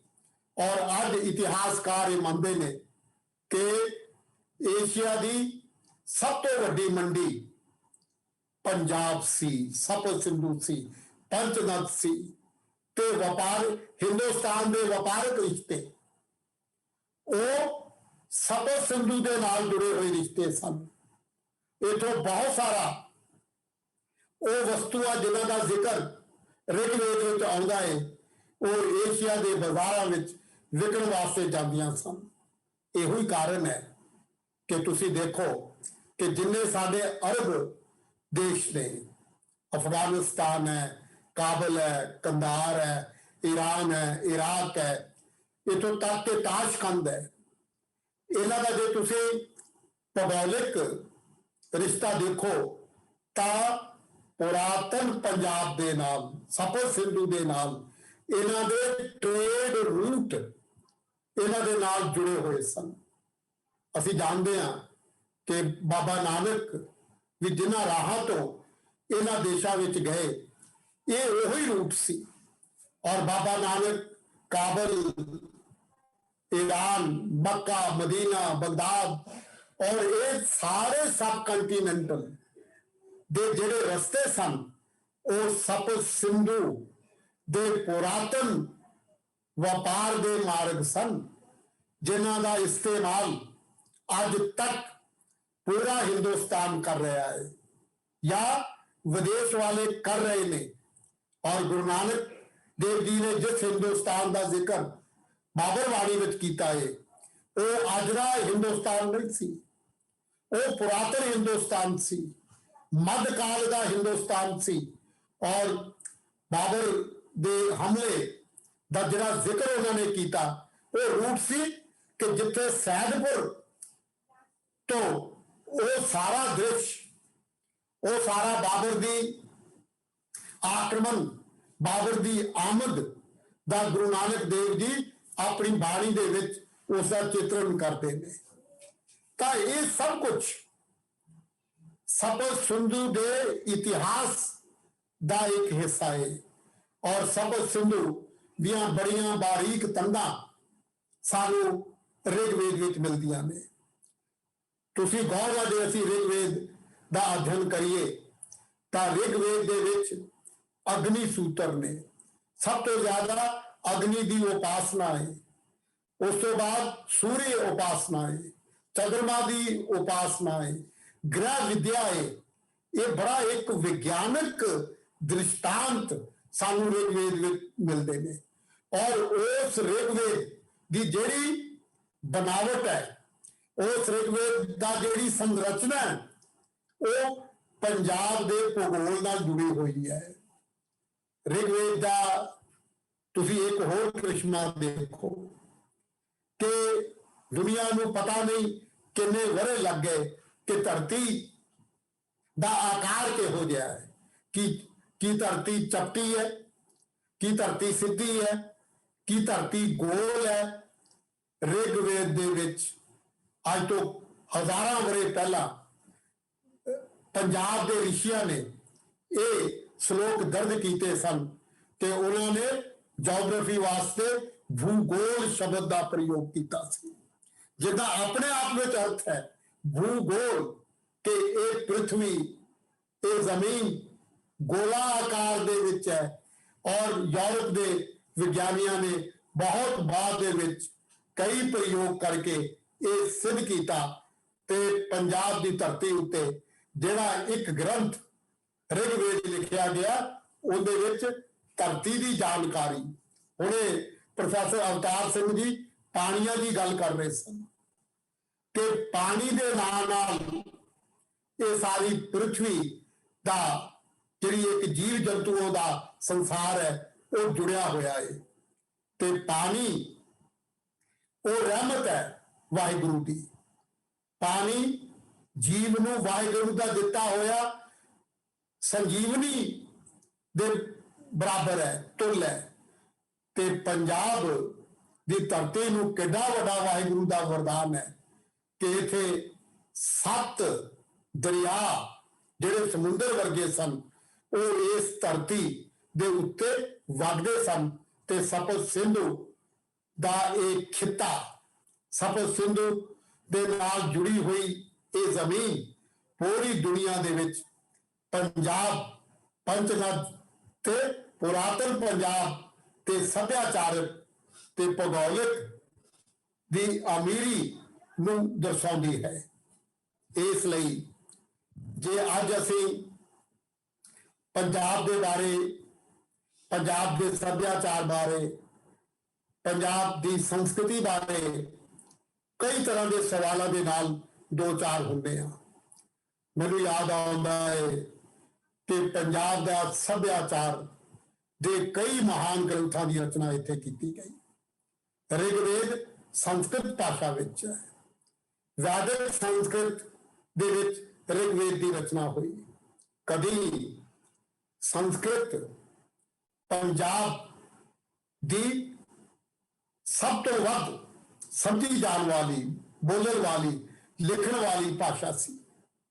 ਅੱਜ ਭਾਰਤੀ ਸੰਵਿਧਾਨ ਦੇ ਵਿੱਚ 22 ਭਾਰਤੀ ਭਾਸ਼ਾਵਾਂ ਨੂੰ ਮਾਨਤਾ ਹੈ, ਜਿਨ੍ਹਾਂ ਵਿੱਚ 2 ਭਾਸ਼ਾਵਾਂ ਹੋਰ ਪਾਈਪਲਾਈਨ ਵਿੱਚ ਨੇ, 24 ਭਾਰਤੀ ਭਾਸ਼ਾਵਾਂ, ਔਰ ਇਹਨਾਂ ਦੇ ਵਿੱਚੋਂ 18 ਭਾਰਤੀ ਭਾਸ਼ਾਵਾਂ ਸੰਸਕ੍ਰਿਤ ਵਿੱਚੋਂ ਨਿਕਲੀਆਂ ਨੇ ਤੇ ਸੰਸਕ੍ਰਿਤ ਪੰਜਾਬ ਵਿੱਚੋਂ ਨਿਕਲੀ ਹੈ।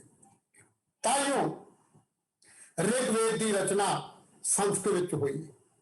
ਅੱਜ ਜਿਹੜੇ ਭਾਸ਼ਾ ਵਿਗਿਆਨੀ ਨੇ ਉਹ ਇਹ ਸਿੱਟੇ ਤੇ ਵੀ ਪਹੁੰਚੇ ਨੇ ਕਿ ਭਾਰਤੀ ਜ਼ਬਾਨਾਂ ਵਿੱਚ ਜੇ ਕੋਈ ਭਾਸ਼ਾ ਕਲਾਸੀਕਲ ਸ਼ਬਦਾਵਲੀ ਦੇ ਨਾਲ ਜੁੜ ਕੇ ਇੱਕ ਅਮੀਰ ਭਾਸ਼ਾ ਵਜੋਂ ਪੰਜਾਬ ਦੇ ਵਿੱਚ ਪੰਜਾਬੀ ਦਾ ਜਿਹੜਾ ਰੁਤਬਾ ਹੈ ਉਹਦੇ ਵਿੱਚ ਸੰਸਕ੍ਰਿਤ ਭਾਸ਼ਾ ਦੀ ਮਹਾਨ ਪਿੱਠਭੂਮੀ ਜੁੜੀ ਹੋਈ ਹੈ।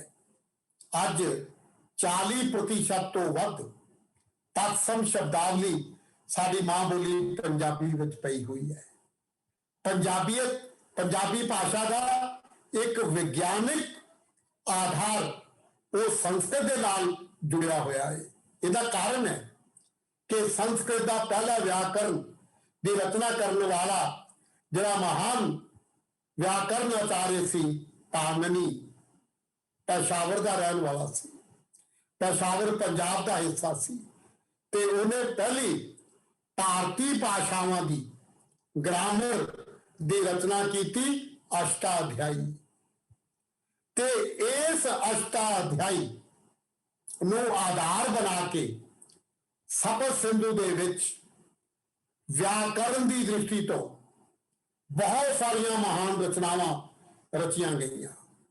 ਔਰ ਉਹਨਾਂ ਮਹਾਨ ਰਚਨਾਵਾਂ ਦੇ ਵਿੱਚ ਜੇ ਅਸੀਂ ਦੇਖਦੇ ਹਾਂ ਤੇ ਇਹ ਕੇਵਲ ਭਾਸ਼ਾ ਪਾਣਿਨੀ ਦੀ ਸੰਸਕ੍ਰਿਤ ਸੀ ਗ੍ਰਾਮਰ ਦੀ, ਪਰ ਇਹ ਕੇਵਲ ਸੰਸਕ੍ਰਿਤ ਦੀ ਗ੍ਰਾਮਰ ਨਹੀਂ ਸੀ।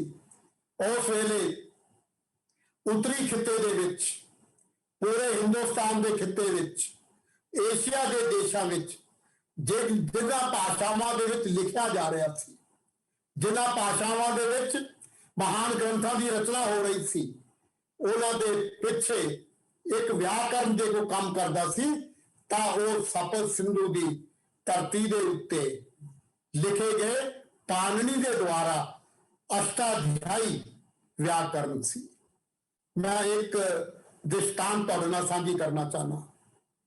ਮੈਨੂੰ ਪਾਕਿਸਤਾਨ ਜਾਣ ਦਾ ਮੌਕਾ ਮਿਲਿਆ। ਮੈਂ ਪੰਜਾਬ ਯੂਨੀਵਰਸਿਟੀ ਲਾਹੌਰ ਵਿੱਚ ਠਹਿਰਿਆ ਹੋਇਆ ਸੀ। ਇੱਕ ਦਿਨ ਅਚਾਨਕ ਲਾਹੌਰ ਯੂਨੀਵਰਸਿਟੀ ਦੇ ਕੁਲਪਤੀ ਮੇਰੇ ਕੋਲ ਆਏ ਤੇ ਉਹਨਾਂ ਨੇ ਮੈਨੂੰ ਕਿਹਾ ਕਿ ਤੁਸੀਂ ਵਾਪਸ ਕਦੋਂ ਜਾਣਾ ਹੈ। ਮੈਂ ਕਿਹਾ ਜੀ ਮੈਂ ਪਰਸੋਂ ਵਾਪਸ ਜਾਣਾ ਹੈ। ਮੈਨੂੰ ਕਹਿਣ ਲੱਗੇ ਕਿ ਕੱਲ ਸਾਡੀ ਯੂਨੀਵਰਸਿਟੀ ਵਿੱਚ ਇੱਕ ਸੈਮੀਨਾਰ ਹੋ ਰਿਹਾ, ਤੁਸੀਂ ਆਓ। ਮੈਂ ਉਹਨਾਂ ਨੂੰ ਵਿਸ਼ਾ ਪੁੱਛਿਆ, ਕਹਿੰਦੇ ਵਿਸ਼ਾ ਕੋਈ ਨਹੀਂ, ਅਸੀਂ ਪਾਣਿਨੀ ਦਿਵਸ ਮਨਾ ਰਹੇ ਹਾਂ। ਮੈਂ ਬੜਾ ਹੈਰਾਨ ਹੋਇਆ। ਮੈਂ ਕਿਹਾ ਜੀ ਅਸੀਂ ਤੇ ਪਾਣਿਨੀ ਨੂੰ ਭੁੱਲ ਚੁੱਕੇ ਆ। ਕਹਿੰਦੇ ਤੁਸੀਂ ਕਿਉਂ ਭੁੱਲ ਚੁੱਕੇ ਜੇ? ਤੁਹਾਡੀਆਂ ਸਾਰੀਆਂ ਹਿੰਦੁਸਤਾਨ ਦੀਆਂ ਜ਼ਬਾਨਾਂ, ਉਹਨਾਂ ਨੇ ਮੈਨੂੰ ਇੱਥੋਂ ਤੱਕ ਕਿਹਾ ਕਿ ਪੰਜਾਬ ਦੇ ਵਿੱਚ ਰਚਿਆ ਗਿਆ ਜਿਹੜਾ ਸੂਫੀ ਸਾਹਿਤ ਹੈ, ਜਿਹੜਾ ਸੰਤ ਸਾਹਿਤ ਹੈ, ਜਿਹੜਾ ਪੀਰਾਂ ਫਕੀਰਾਂ ਦਾ ਸਾਹਿਤ ਹੈ, ਉਹਦੇ ਪਿੱਛੇ ਜੇ ਕੋਈ ਗ੍ਰਾਮਰ ਕੰਮ ਕਰ ਰਹੀ ਹੈ ਤਾਂ ਉਹ ਪਾਣਿਨੀ ਦਾ ਅਸ਼ਟਾਧਿਆਈ ਹੈ। ਦੋਸਤੋ, मैं अगले दिन उन्होंने उस सैमीनार में गया, मैनू ये तो समझ नहीं आई अरबी फारसी की, पर जिथे जिथे पाणिनी दे अष्टाध्यायी दे सूत्रों का उच्चारण हुंदा सी ते मैनू लगदा सी कि अपनी गल कहण वास्ते सप्त सिंधु दे पहले व्याकरण आचार्य दे प्रति ये पूरा हाल, ये पूरे विद्वान नतमस्तक हो रहे हैं। कोई अफगानिस्तान तो आया सी, कोई अरबी का विद्वान सी, कोई फारसी का विद्वान सी, ते क्लासिकल भाषावां दे प्रति वो अपने अपने देश दियां भाषावां का गुणगान कर रहे सन, पर विचों जिहड़ी उन्हां दे गुणगान दे विच जिहड़ा मुख स्वर तूती बन के गूंजदा सी, वो सप्त सिंधु दे पहले व्याकरण आचार्य पाणिनी दा सी। ਇਹ ਹੈ ਸਪਤ ਸਿੰਧੂ ਦਾ ਪੰਜਾਬ, ਸਪਤ ਸਿੰਧੂ ਦਾ ਸੱਭਿਆਚਾਰ, ਸਪਤ ਸਿੰਧੂ ਦੀਆਂ ਭਾਸ਼ਾਵਾਂ, ਸਪਤ ਸਿੰਧੂ ਦੀ ਭਾਸ਼ਾ ਤੇ ਸੱਭਿਆਚਾਰ ਨੂੰ ਦੇ। ਔਰ ਇਸ ਲਈ ਅੱਜ ਅਸੀਂ ਜੇ ਸੂਫੀ ਸਾਹਿਤ ਦਾ ਅਧਿਐਨ ਕਰਦੇ ਹਾਂ, ਅਸੀਂ ਜਿਹੜਾ ਨਿਰਗੁਣ ਸਾਹਿਤ ਪੰਜਾਬ ਦੇ ਉੱਤੇ ਲਿਖਿਆ ਗਿਆ, ਜਿਹੜਾ ਉਰਦੂ ਦਾ ਸਾਹਿਤ, ਪੰਜਾਬੀ ਦਾ ਸਾਹਿਤ, हिंदी का साहित्य पंजाब की धरती ते उत्तर मध्यकाल दे विच रचिया गया, उन्हां दे असीं व्याकरणिक आधार देखिए तां ओह भी सप्त सिंधु दे काल विच पाणिनी दे द्वारा जिहड़ी एक व्याख्या प्रणालियां व्याकरण दीआं चलाईआं गईआं, ओह उहदे नाल कड़ियां जुड़दियां ने। दूजी गल तुसीं देखो कि पूरे हिंदुस्तान दे विच 2 विश्वविद्यालय सन जिन्हां दी बड़ी चर्चा हुंदी सी ज्ञान के खेत्र विच। नवे ज्ञान के सदियां नूं पार करन दे जिहड़े यतन, एक नालंदा ते दूसरी तक्षशिला। नालंदा नूं भी हुण रिवाइव किया गया है, नालंदा नूं मोड़े दे पैरां ते खड़े करन दी कोशिश की गई है ताकि बुद्ध साहित्य दा पुनर्वचन पैदा किया जाए। और दूसरा दोस्तों, पंजाब दे विच, पुरातन पंजाब दे विच, पंचमढ़ वाले पंजाब दे विच तक्षशिला यूनिवर्सिटी सी। तक्षशिला यूनिवर्सिटी दा जिहड़ा खेतर है वो इस्लामाबाद है, पाकिस्तान दे विच।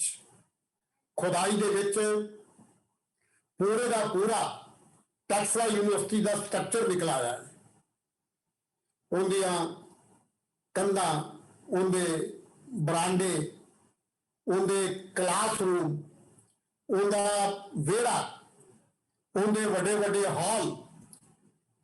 मैं जो पाकिस्तान गया तो मैं टक्सला यूनिवर्सिटी के वो खंडर, वो अवशेष देखे। और सब तो वड्डी गल ये कि टक्सला यूनिवर्सिटी का सिलेबस भी निकल आया। चाणक्य वर्गा महान दार्शनिक उथे संस्कृत पढ़ाता सी, उथे अर्थशास्त्र दियां बारे जिक्र करता सी। और तक्षशिला का साउथ एशिया के विद्वान उथे पढ़न आते सन, तो उन्होंने जिहड़ा सिलेबस दिता जाता सी, ਜਿਹੜੀਆਂ ਟੈਕਸਟ ਪ੍ਰਸਕ੍ਰਾਈਬ ਕੀਤੀਆਂ ਹੋਈਆਂ ਸਨ, ਉਹਨਾਂ ਦੇ ਵਿੱਚ ਪੰਜਾਬ ਸਪਤ ਸਿੰਧੂ ਦੇ ਧਰਤੀ ਤੇ ਲਿਖੀਆਂ ਹੋਈਆਂ 3 ਕਲਾਸੀਕਲ ਟੈਕਸਟ ਸਨ। ਰਿਗਵੇਦ ਪੜਾਇਆ ਜਾਂਦਾ ਸੀ ਟਕਸਲਾ यूनिवर्सिटी ਦੇ ਵਿੱਚ। ਟਕਸਲਾ यूनिवर्सिटी ਦੇ ਵਿੱਚ ਆਦਿ ਰਾਮਾਇਣ ਤੇ ਆਦਿ ਰਾਮਾਇਣ ਦਾ ਵੀ लव कुश कांड पढ़ाया जाता सी। श्रीमद भगवत गीता जिंदा उच्चारण उवाच भगवान श्री कृष्ण ने अर्जुन नूं सिक्ख्या देण वास्ते कुरुक्षेत्र की धरती ते कीता सी, पंजाब विच।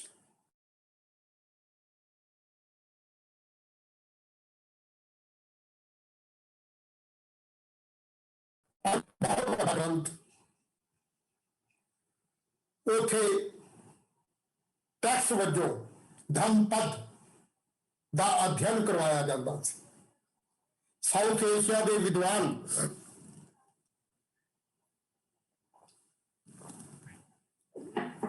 ਤਕਸ਼ਲਾ ਵਿੱਚ ਆਉਂਦੇ ਸਨ, 2.5 3 4 5 ਸਾਲ ਤੱਕ ਰਹਿੰਦੇ ਸਨ। ਉਹ ਇਹ 3 ਟੈਕਸ ਦੇ ਰਾਹੀਂ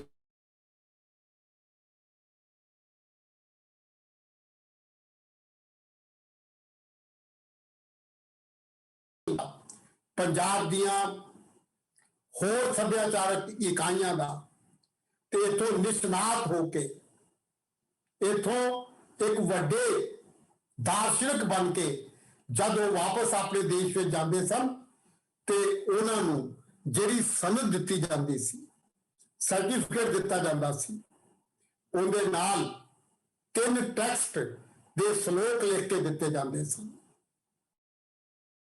ਭਗਵਦ ਗੀਤਾ ਦੇ ਸ਼ਲੋਕ, ਰਿਗਵੇਦ ਦੀਆਂ ਰਿਚਾਵਾਂ ਤੇ ਲਵ ਕੁਸ਼ ਕਾਂਡ ਦੇ ਸ਼ਲੋਕ ਤੇ ਨਾਲ ਟੈਕਸਲਾ ਯੂਨੀਵਰਸਿਟੀ ਆਪਣੀ ਡਿਗਰੀ ਦਿੰਦੀ ਸੀ।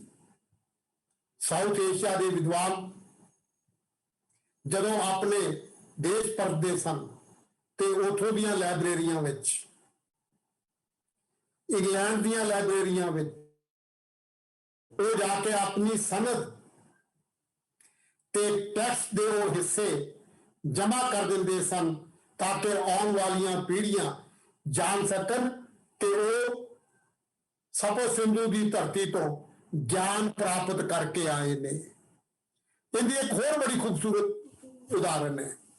ਸਵਾਮੀ ਵਿਵੇਕਾਨੰਦ ਜਦੋਂ ਸ਼ਿਕਾਗੋ ਗਏ ਤਾਂ ਉਹਨਾਂ ਨੇ ਜਿਹੜਾ ਭਾਸ਼ਣ ਦਿੱਤਾ, ਉਸ ਭਾਸ਼ਣ ਦੇ ਵਿੱਚ ਉਹਨਾਂ ਨੇ ਕੀਤਾ, ਉਸ ਭਾਸ਼ਣ ਦੇ ਵਿੱਚ ਉਹਨਾਂ ਨੇ ਸ਼੍ਰੀਮਦ ਭਗਵਦ ਗੀਤਾ ਦਾ ਉਲੇਖ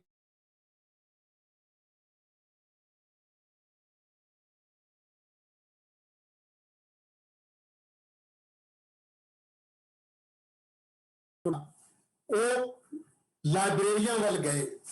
ਉਹਨਾਂ ਨੇ ਕਿਹਾ ਇਹ ਟੈਕਸਟ ਦਾ ਤੇ ਅਸੀਂ ਨਾਮ ਸੁਣਿਆ ਹੋਇਆ ਹੈ। ਔਰ ਦੋਸਤੋ, ਇਹ ਟੈਕਸਟ ਉਹੀ ਸੀ ਜਿਹੜੀ ਸਪਤ ਸਿੰਧੂ ਦੀ ਧਰਤੀ ਤੇ ਚਾਣक्य ਵਰਗਾ ਮਹਾਨ ਵਿਦਵਾਨ, ਪਾਣਨੀ ਵਰਗਾ ਵਿਆਕਰਨ ਆਚਾर्य ਸਾਊਥ ਏਸ਼ੀਆ ਦੇ ਲੋਕਾਂ ਨੂੰ ਗਿਆਨ ਪ੍ਰਦਾਨ ਕਰਦਾ ਸੀ। ਇਸ ਲਈ ਪੰਚਨਦ, ਸਪਤ ਸਿੰਧੂ, ਪੰਜਾਬ ਗਿਆਨ ਦੀ ਪਰੰਪਰਾ ਦਾ ਇੱਕ ਅਜਿਹਾ ਇਸ ਖਿੱਤੇ ਵਿੱਚ ਸਰੋਤ ਰਿਹਾ ਜਿਸ ਦਾ ਪ੍ਰਭਾਵ ਮੱਧਕਾਲ ਤੇ ਉੱਤਰ ਮੱਧਕਾਲ ਤੱਕ ਵੀ ਪਿਆ। ਸਾਡੇ ਸਾਹਮਣੇ ਕਈ ਉਦਾਹਰਨਾਂ ਨੇ। ਮੈਂ ਜਦੋਂ ਦੇਖਦਾ ਕਿ ਸਾਡੇ ਇੱਥੇ ਗਿਆਨ ਦੀਆਂ ਨਗਰੀਆਂ ਨੇ, ਗਿਆਨ ਦੇ ਸ਼ਹਿਰ ਨੇ, ਕਦੇ ਉਜੈਨ ਨੂੰ ਅਸੀਂ ਗਿਆਨ ਦੀ ਨਗਰੀ ਮੰਨਦੇ ਹਾਂ, ਕਦੀ ਕਿ ਆਨੰਦਪੁਰ ਸਾਹਿਬ,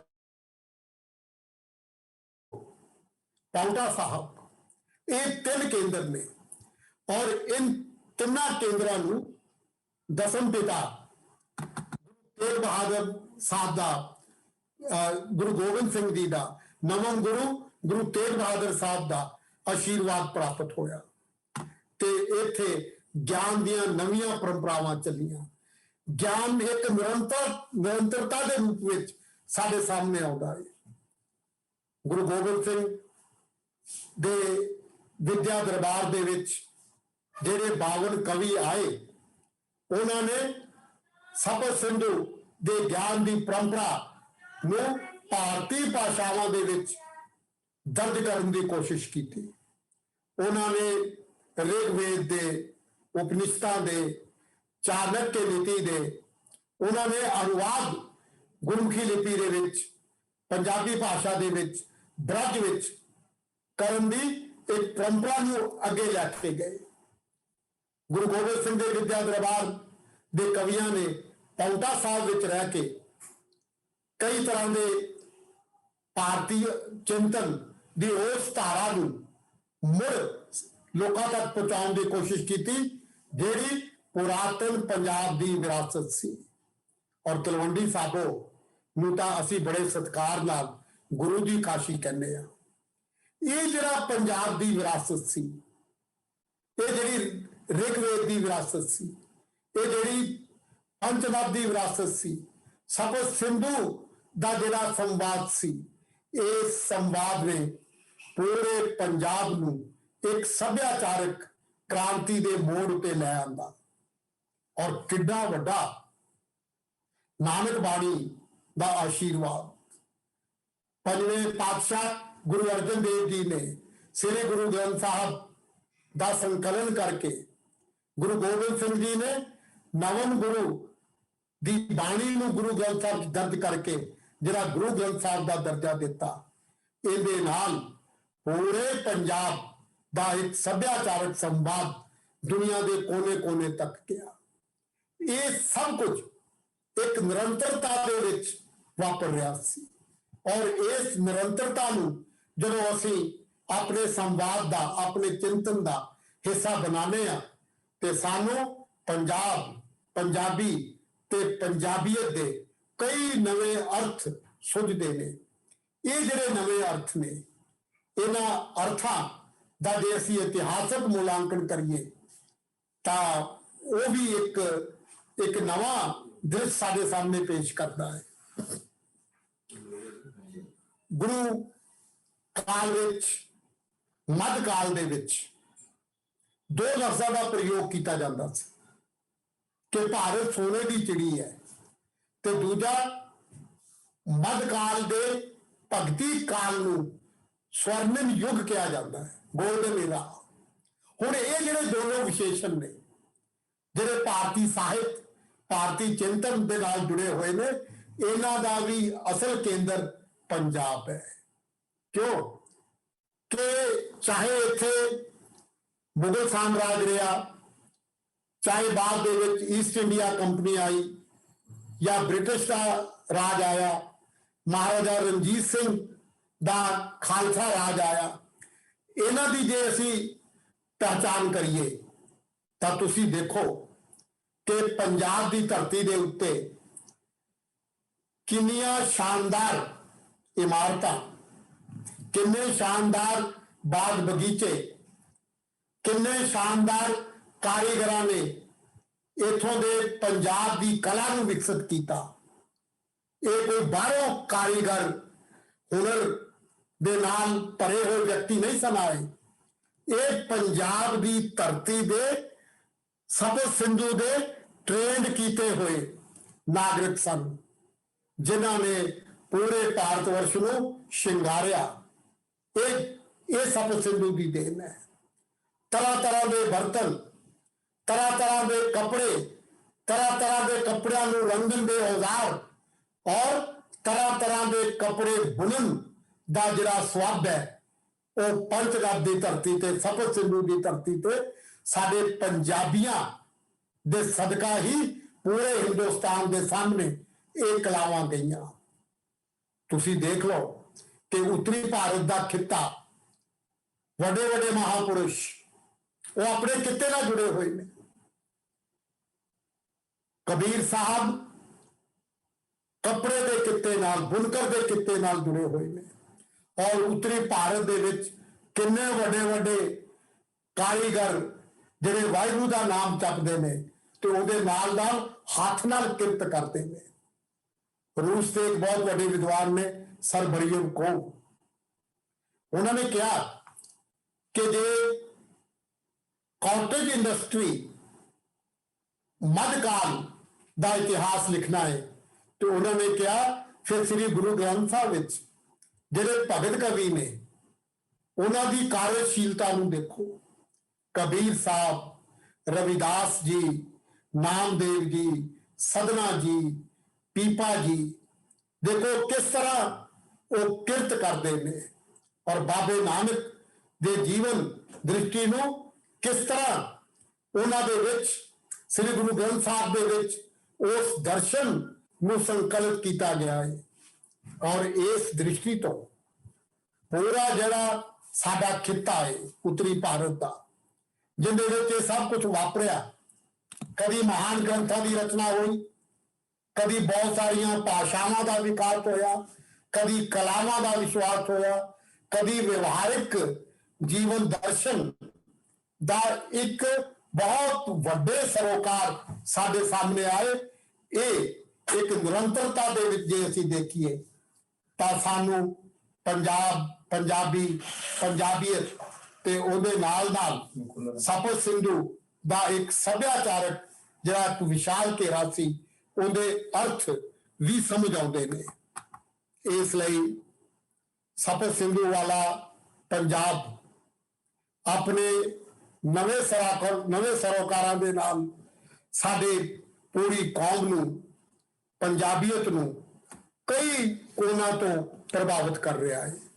आधुनिक पंजाब दे विच जिहड़ी एक ये ललक सी कि व्यक्ति की सुतंत्रता होवे, इस्त्री नूं मान सन्मान मिले ते उहदे नाल नाल एक स्वतंत्र कौम, एक स्वतंत्र देश के वजों पंजाब दे सपने साकार होण, ये भी सानू उस गौरवशाली परंपरा तो जाणू करवाउंदा है।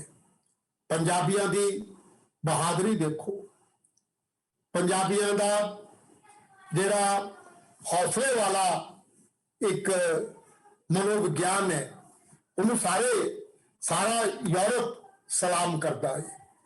पंजाबियों की हर खिते दे विच देन नूं देखो, अज वो चाहे कोई भी खिता है, हिंदुस्तान की आज़ादी का जे असीं अध्याय देखिए तां काले पानी दियां सजावां देश की आज़ादी लई सब तो वध पंजाबियों नूं होया।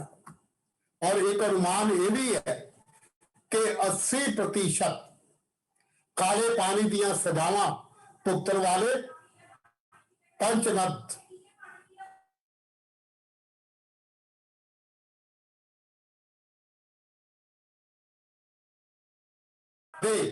सप्त सिंधु की विरासत नूं अपने सभ्याचार के नाल जोड़िया सी।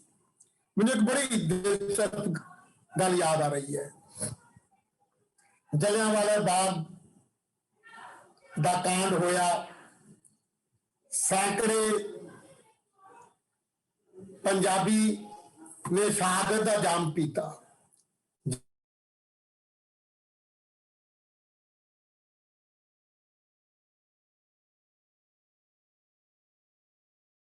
वो एक कोठे पे चढ़ के उस विरोध को देख रहा सी, तां उन्हें देखा कि उहदे विच सब तो ज्यादा पंजाबी ने। और उस वेले जलंधर का रहने वाले स्वामी शरदानंद उस अंदोलन की अगुवाई कर रहे सन। तो जनरल डायर ने पूछा कि यह 6 फुट कद वाला व्यक्ति कौन है। तो उनके सहायकों ने दसिया कि ये पंजाबी है, ये जलंधर का रहने वाला है, इन्हें गुरुकुल कांगड़ी यूनिवर्सिटी पुरातन बनाई है। तो जनरल डायर ने अपनी यादां विच लिखिया कि जे किते ये लहर पंजाब दे विच चल पई, जे किते ये विरोध पंजाब दीआं सड़कां ते उतर आया, जे किते ये मुखालफत अमृतसर की धरती ते हुई, उथे तां श्री गुरु ग्रंथ साहब का प्रकाश है, उथे तां पवित्र नगरी दे विच श्री हरमंदिर साहब वर्गी दुनिया की दे नाल जुड़ी हुई अमर शक्ति का स्रोत है। तो जनरल डायर ने कहा कि फिर आजादी का अंदोलन सांभिया नहीं जाना। ये सी संदेश जिहड़ा पंजाबियों ने उस रूहानियत परंपरा तो लिया, जिहड़ी परंपरा अज श्री गुरु ग्रंथ साहब के रूप में, हरमंदिर साहब के रूप में, जिंदा सानू आशीर्वाद प्राप्त हो रहा है। एक होर गल देखो कि बरनार्ड शाह नूं लाला लाजपत राय मिले। लाला लाजपत राय उस वेले देश की आजादी के वास्ते यत्न कर रहे सन, ढुडीके के रहने वाले सन। तो जिस वेले इंग्लैंड गए तो बरनार्ड शाह नाल उन्हां दी मुलाकात हुई ਤੇ ਬਰਨਾਰਡ ਸ਼ਾਹ ਨੇ ਉਹਨਾਂ ਨੂੰ ਪੁੱਛਿਆ ਕਿ ਤੁਸੀਂ ਹਿੰਦੁਸਤਾਨ ਦੇ ਕਿਸ ਇਲਾਕੇ ਦੇ ਜੇ? ਉਹਨਾਂ ਨੇ ਕਿਹਾ ਜੀ ਮੈਂ ਪੰਜਾਬੀ ਹਾਂ। ਬਰਨਾਰਡ ਸ਼ਾਹ ਨੇ ਕਿਹਾ ਕਿ ਤੂੰ ਸਪਤ ਸਿੰਧੂ ਦਾ ਰਹਿਣ ਵਾਲਾ ਹੈ? ਉਹਨਾਂ ਨੇ ਕਿਹਾ ਜੀ ਹਾਂ, ਪੰਜਾਬ ਦਾ ਪੁਰਾਤਨ ਵਿਰਾਸਤ ਸਪਤ ਸਿੰਧੂ ਦੀ ਸੀ। ਤੇ ਬਰਨਾਰਡ ਸ਼ਾਹ ਨੇ ਕਿਹਾ ਆਈ ਹੈਵ ਹਰਡ ਅਬਾਊਟ ਸਪਤ ਸਿੰਧੂ। ਹੁਣ ਇਹ ਦੇਖੋ ਤੁਸੀਂ, ਔਰ ਜਿਸ ਵੇਲੇ ਮੈਂ ਹੁਣੇ ਰਿਗਵੇਦ ਦੀ ਗੱਲ ਕਰ ਰਿਹਾ ਸੀ, ਜਿਸ ਵੇਲੇ ਰਿਗਵੇਦ ਨੂੰ ਦੁਨੀਆ ਦੀ ਵਿਰਾਸਤ ਦੇ ਵਿੱਚ ਸ਼ਾਮਲ ਕੀਤਾ ਗਿਆ, ਰਿਗਵੇਦ ਦੇ 31 ਪ੍ਰਾਰੂਪ ਸੰਯੁਕਤ ਰਾਸ਼ਟਰ ਸੰਘ ਨੇ ਉਹਨਾਂ ਦਾ ਅਧਿਐਨ ਕੀਤਾ ਤੇ ਦੁਨੀਆ ਦੀ ਵਿਰਾਸਤ ਵਿੱਚ ਰਿਗਵੇਦ ਨੂੰ ਸ਼ਾਮਲ ਕਰਨ ਵਾਲੀ ਜਿਹੜੀ ਉੱਚ ਪੱਧਰੀ ਕਮੇਟੀ ਸੀ, ਉਹਨਾਂ ਨੇ ਵੀ ਬੜਾ ਚੰਗੇ ਢੰਗ ਦੇ ਨਾਲ ਰਿਗਵੇਦ ਤੇ ਪੰਜਾਬ ਦੇ ਬਾਰੇ ਆਪਣੀ ਰਿਪੋਰਟ ਲਿਖੀ। ਉਹਨਾਂ ਨੇ ਲਿਖਿਆ ਕਿ ਰਿਗਵੇਦ ਪੰਜਾਬ ਦੀ ਪੁਰਾਤਨ ਵਿਰਾਸਤ ਹੈ। ਉਸ ਵੇਲੇ ਪੰਜਾਬ ਨੂੰ ਸਪਤ ਸਿੰਧੂ ਕਿਹਾ ਜਾਂਦਾ ਸੀ। ਦੂਜੀ ਗੱਲ ਉਹਨਾਂ ਨੇ ਲਿਖੀ ਕਿ ਅੱਜ ਜਿਹੜਾ ਉਪ ਮਹਾਦੀਪ, ਭਾਰਤੀ ਉਪ ਮਹਾਦੀਪ ਹੈ, ਉਹਦੀਆਂ ਜਿਹੜੀਆਂ ਸੱਭਿਆਚਾਰਕ ਇਕਾਈਆਂ ਨੇ, ਜਿਹੜੀਆਂ ਉਹਦੀਆਂ ਵਿਆਖਿਆ ਪ੍ਰਣਾਲੀਆਂ ਨੇ, ਉਹਨਾਂ ਵਿਆਖਿਆ ਪ੍ਰਣਾਲੀਆਂ ਦੀ ਆਧਾਰ ਸ਼ਿਲਾ ਉਹ ਰਿਗਵੇਦ ਹੈ। ਔਰ ਤੀਜੀ ਪੰਕਤੀ ਤਾਂ ਉਹਨੇ ਬੜੀ ਖੂਬਸੂਰਤ ਲਿਖੀ ਕਿ ਰਿਗਵੇਦ ਦੀ ਜਿਹੜੀ ਪਰੰਪਰਾ ਹੈ, ਰਿਗਵੇਦ ਦਾ ਜਿਹੜਾ ਚਿੰਤਨ ਹੈ, ਰਿਗਵੇਦ ਦੀ ਜਿਹੜੀ ਭਾਸ਼ਾ ਹੈ, ਉਹਨੇ ਪੰਜਾਬੀਅਤ ਤੇ ਪੰਜਾਬ ਦੀ ਉਸ ਵਿਰਾਸਤ ਨੂੰ ਦੁਨੀਆ ਦੀ ਮਹਾਨ ਵਿਰਾਸਤ ਬਣਾਇਆ ਹੈ, ਜਿਹਦੇ ਉੱਤੇ ਏਸ਼ੀਆ ਦੇ ਦੇਸ਼ ਗੌਰਵ ਮਹਿਸੂਸ ਕਰਦੇ ਨੇ। ਇਹ ਹੈ ਸਾਡਾ ਪੰਜਾਬ, ਸਪਤ ਸਿੰਧੂ ਵਾਲਾ ਪੰਜਾਬ। ਔਰ ਇਸ ਵਿਰਾਸਤ ਨੂੰ, ਇਸ ਦਰਸ਼ਨ ਨੂੰ, ਇਸ ਅਧਿਆਤਮ ਨੂੰ, ਇਸ ਚਿੰਤਨ ਨੂੰ ਜਦੋਂ ਅਸੀਂ ਮੱਧਕਾਲ ਵਿੱਚ, ਉੱਤਰ ਮੱਧਕਾਲ ਵਿੱਚ, ਜਾਂ ਆਜ਼ਾਦੀ ਦੇ ਵੇਲੇ ਜਾਂ ਆਜ਼ਾਦੀ ਤੋਂ ਬਾਅਦ ਦੀਆਂ ਸੱਭਿਆਚਾਰਕ ਪੰਜਾਬੀਅਤ ਦੀਆਂ ਹੋਰ ਕੜੀਆਂ ਦਾ ਅਧਿਐਨ ਕਰਨੇ ਆ ਤੇ ਸਾਨੂੰ ਆਪਣੀ ਉਸ ਵਿਰਾਸਤ ਦਾ ਗੌਰਵ ਮਹਿਸੂਸ ਹੁੰਦਾ ਹੈ, ਜਿਹੜੀ ਵਿਰਾਸਤ ਪੁਰਾਤਨ ਪੋਥੀਆਂ ਵਿੱਚ ਸ੍ਰੀ ਗੁਰੂ ਗ੍ਰੰਥ ਸਾਹਿਬ ਦੇ ਰਾਹੀਂ ਅੱਜ ਸਾਨੂੰ ਅਸ਼ੀਰਵਾਦ ਦੇ ਰਹੀ ਹੈ। ਇਸ ਲਈ ਸਾਡਾ ਜਿਹੜਾ ਵਿਰਸਾ ਹੈ, ਸਾਡੀ ਜਿਹੜੀ ਵਿਰਾਸਤ ਹੈ, ਸਾਡੀ ਜਿਹੜੀਆਂ ਚਿੰਤਨ ਪ੍ਰਣਾਲੀਆਂ ਨੇ, ਜਿਹੜੀ ਸਾਡੀ ਗਿਆਨ ਦੀ ਪਰੰਪਰਾ ਹੈ, ਇਹਨਾਂ ਸਾਰੀਆਂ ਪਰੰਪਰਾਵਾਂ ਦੇ ਵਿੱਚੋਂ ਇੱਕ ਬਹੁਤ ਵੱਡਆਕਾਰੀ ਜਿਹੜੀ ਸਾਡਾ ਇਤਿਹਾਸ ਹੈ, ਉਸ ਇਤਿਹਾਸ ਦੇ ਇਹਨਾਂ ਪੜਾਵਾਂ ਦਾ ਅਧਿਐਨ, ਚਾਹੇ ਉਹ ਪੰਚਨਦ ਹੈ, ਚਾਹੇ ਸਪਤ ਸਿੰਧੂ ਹੈ, ਚਾਹੇ ਮੱਧਕਾਲੀ ਪੰਜਾਬ ਹੈ, ਉੱਤਰ ਮੱਧਕਾਲ ਦਾ ਪੰਜਾਬ ਹੈ, ਮਹਾਰਾਜਾ ਰਣਜੀਤ ਸਿੰਘ ਦਾ ਖਾਲਸਾ ਰਾਜ ਹੈ, ਆਜ਼ਾਦੀ ਤੋਂ ਬਾਅਦ ਦਾ ਪੰਜਾਬ ਹੈ, ਤੇ ਅੱਜ ਜਿਹੜਾ ਪੰਜਾਬ ਦੇਸ਼ਾਂ ਵਿਦੇਸ਼ਾਂ ਵਿੱਚ ਵਸਿਆ ਹੋਇਆ ਹੈ, ਉਹਦਾ ਵੀ ਤੁਸੀਂ ਦੇਖੋ, ਉਹ ਵੀ ਇਸੇ ਵਿਰਾਸਤ ਦਾ ਇੱਕ ਹਿੱਸਾ ਹੈ। ਚਾਹੇ ਪਾਕਿਸਤਾਨ ਵਾਲਾ ਪੰਜਾਬ ਹੈ, ਚਾਹੇ ਏਸ਼ੀਆ ਦੇ ਦੇਸ਼ਾਂ ਵਾਲਾ ਪੰਜਾਬ ਹੈ, ਚਾਹੇ ਯੂਰਪ ਦੇ ਦੇਸ਼ਾਂ ਵਾਲਾ ਪੰਜਾਬ ਹੈ, ਤੇ ਉਹ ਬਾਰ-ਬਾਰ ਕਦੀ ਪੰਜਾਬੀ ਭਾਸ਼ਾ ਨਾਲ ਜੁੜਦੇ ਨੇ, ਕਦੀ ਗੁਰੂ ਗ੍ਰੰਥ ਸਾਹਿਬ ਦੇ ਸੰਦੇਸ਼ ਨਾਲ ਜੁੜਦੇ ਨੇ, ਕਦੀ ਬਾਬੇ ਨਾਨਕ ਦੀ ਦੇਣ ਦੇ ਅੱਗੇ ਨਤਮਸਤਕ ਹੁੰਦੇ ਨੇ, ਤੇ ਕਦੀ ਗੁਰੂ ਤੇਗ ਬਹਾਦਰ ਸਾਹਿਬ ਦੀ ਸ਼ਹਾਦਤ ਦੇ ਉਹਨਾਂ ਪਲਾਂ ਨੂੰ ਆਪਣੀ ਵਿਰਾਸਤ ਮੰਨ ਕੇ ਨਤਮਸਤਕ ਹੁੰਦੇ ਨੇ, ਜਿਨ੍ਹਾਂ ਸਦਕਾ ਪੰਜਾਬ, ਪੰਜਾਬੀ ਅਤੇ ਪੰਜਾਬੀਅਤ ਦੀ ਉਸਤ ਅੱਜ ਪੂਰੇ ਵਿਸ਼ਵ ਵਿੱਚ ਹੋ ਰਹੀ ਹੈ। ਇਹ ਗੱਲ ਮੈਂ ਹੋਰ ਕਰਨੀ ਚਾਹਨਾ ਕਿ ਅੱਜ ਜਿਹੜਾ ਵਿਸ਼ਵੀਕਰਨ ਦਾ ਦੌਰ ਹੈ, ਬਹੁਤ ਸਾਰੇ ਸੰਕਟ ਖੜੇ ਹੋ ਗਏ ਨੇ। ਉਹ ਜਿਹੜੇ ਸੰਕਟ ਨੇ, ਉਹ ਸੰਕਟ ਦੇ ਵਿੱਚ ਬਹੁਤ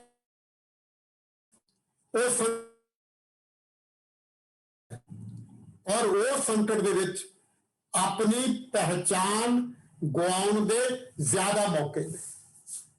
ਸਾਡੀ ਕੋਈ ਭੂਗੋਲਿਕ ਪਹਿਚਾਨ ਨੂੰ ਖਤਰਾ ਹੈ, ਸਾਡੀ ਇਤਿਹਾਸਕ ਵਿਰਾਸਤ ਨੂੰ ਖਤਰਾ ਹੈ, ਸਾਡੀ ਭਾਸ਼ਾ ਨੂੰ ਖਤਰਾ ਹੈ, ਸਾਡੇ ਸੱਭਿਆਚਾਰ ਨੂੰ ਖਤਰਾ ਹੈ।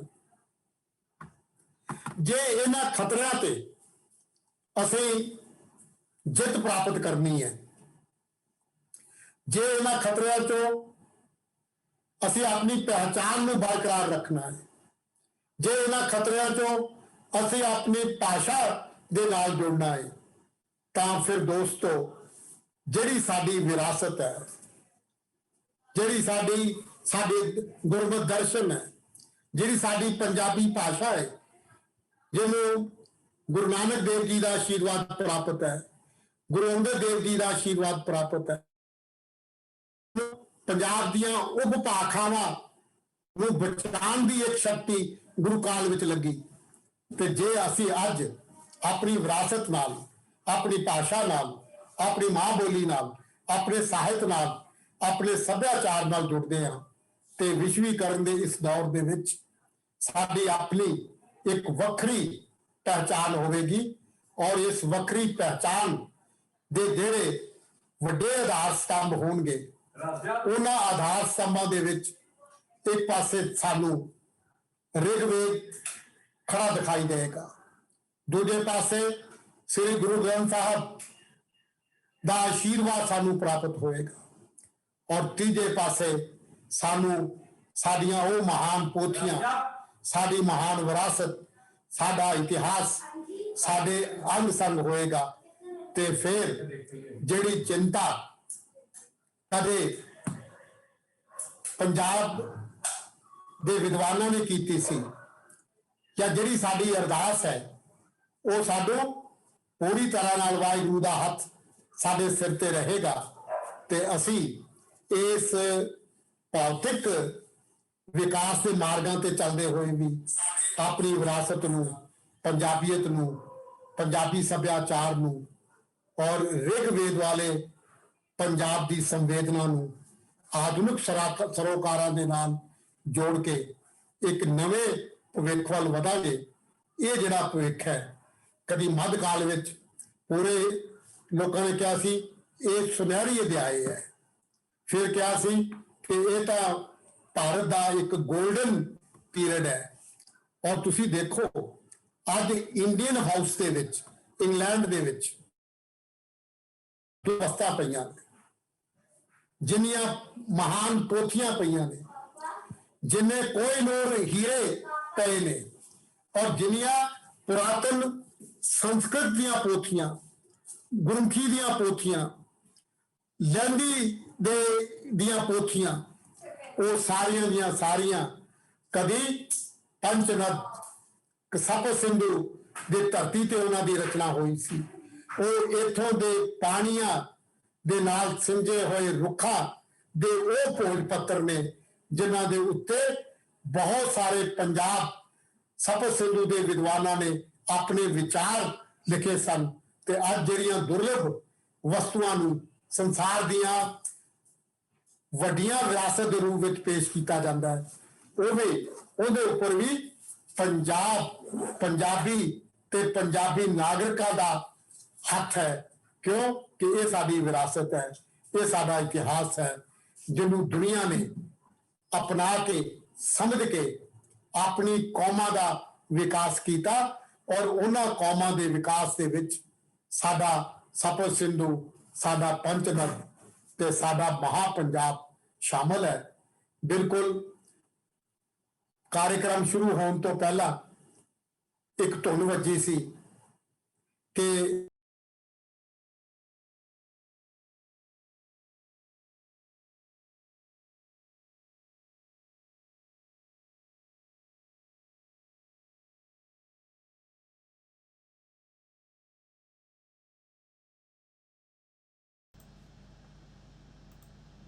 हाँ जी, ਆਪਣੇ ਪੰਜਾਬ ਦਰਸ਼ਨ ਦੇ ਸਰੋਤਿਆਂ ਨੂੰ ਮੈਂ ਦੱਸਣਾ ਚਾਹੁੰਦਾ ਕਿ ਬੇਦੀ ਸਾਹਿਬ ਦੇ ਪਾਸੇ ਨੈੱਟ ਦੀ ਕੁਝ ਪ੍ਰੋਬਲਮ ਚੱਲ ਰਹੀ ਸੀਗੀ। ਸ਼ਾਇਦ ਮੌਸਮ ਖਰਾਬ ਹੋਣ ਕਰਕੇ ਵੀ ਹੋ ਸਕਦਾ, ਉਹਨਾਂ ਦੀ ਵੀਡੀਓ ਨਹੀਂ ਸੀ ਆ ਰਹੀ, ਆਵਾਜ਼ ਆ ਰਹੀ ਸੀਗੀ ਤੇ ਅਚਾਨਕ ਆਵਾਜ਼ ਆਉਣੀ ਵੀ ਬੰਦ ਹੋ ਗਈ। ਤੇ ਮੇਰੇ ਖਿਆਲ ਉਹ ਰੀਕਨੈਕਟ ਹੋ ਰਹੇ ਆ, ਉਹਨਾਂ ਨੇ ਹਲੇ ਗੱਲ ਆਪਣੀ ਮੁਕੰਮਲ ਕਰਨੀ ਆ। ਤੇ ਥੋੜ੍ਹੀ ਦੇਰ ਜ਼ਰੂਰ ਇੰਤਜ਼ਾਰ ਕਰੋ ਪਲੀਜ਼।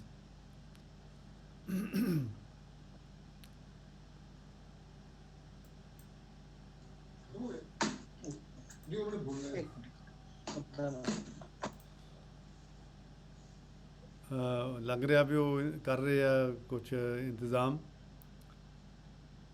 ਅਤੇ ਗੱਲ ਉਹਨਾਂ ਦੀ ਬੜੀ ਚਰਮ ਸੀਮਾ ਦੇ ਉੱਤੇ ਪਹੁੰਚੀ ਹੋਈ ਸੀ। ਸਪਤ ਸਿੰਧੂ ਦੇ ਦਰਸ਼ਨ ਉਹਨਾਂ ਨੇ ਸਾਨੂੰ ਜਿਵੇਂ ਕਰਾਏ, ਔਰ ਜੀ ਨਹੀਂ ਕਰ ਰਿਹਾ ਕਿ ਉੱਥੋਂ ਅਸੀਂ ਬਾਹਰ ਆਈਏ। ਬੰਦ ਹੋ ਗਏ ਸੀ? ਹਾਂਜੀ ਹਾਂਜੀ ਹਾਂਜੀ ਡਾਕਟਰ ਸਾਹਿਬ ਆਪਣੀ, ਹਾਂਜੀ ਡਾਕਟਰ ਸਾਹਿਬ ਉੱਥੋਂ ਹੀ ਸ਼ੁਰੂ ਕਰੋ ਗੱਲ ਆਪਣੀ।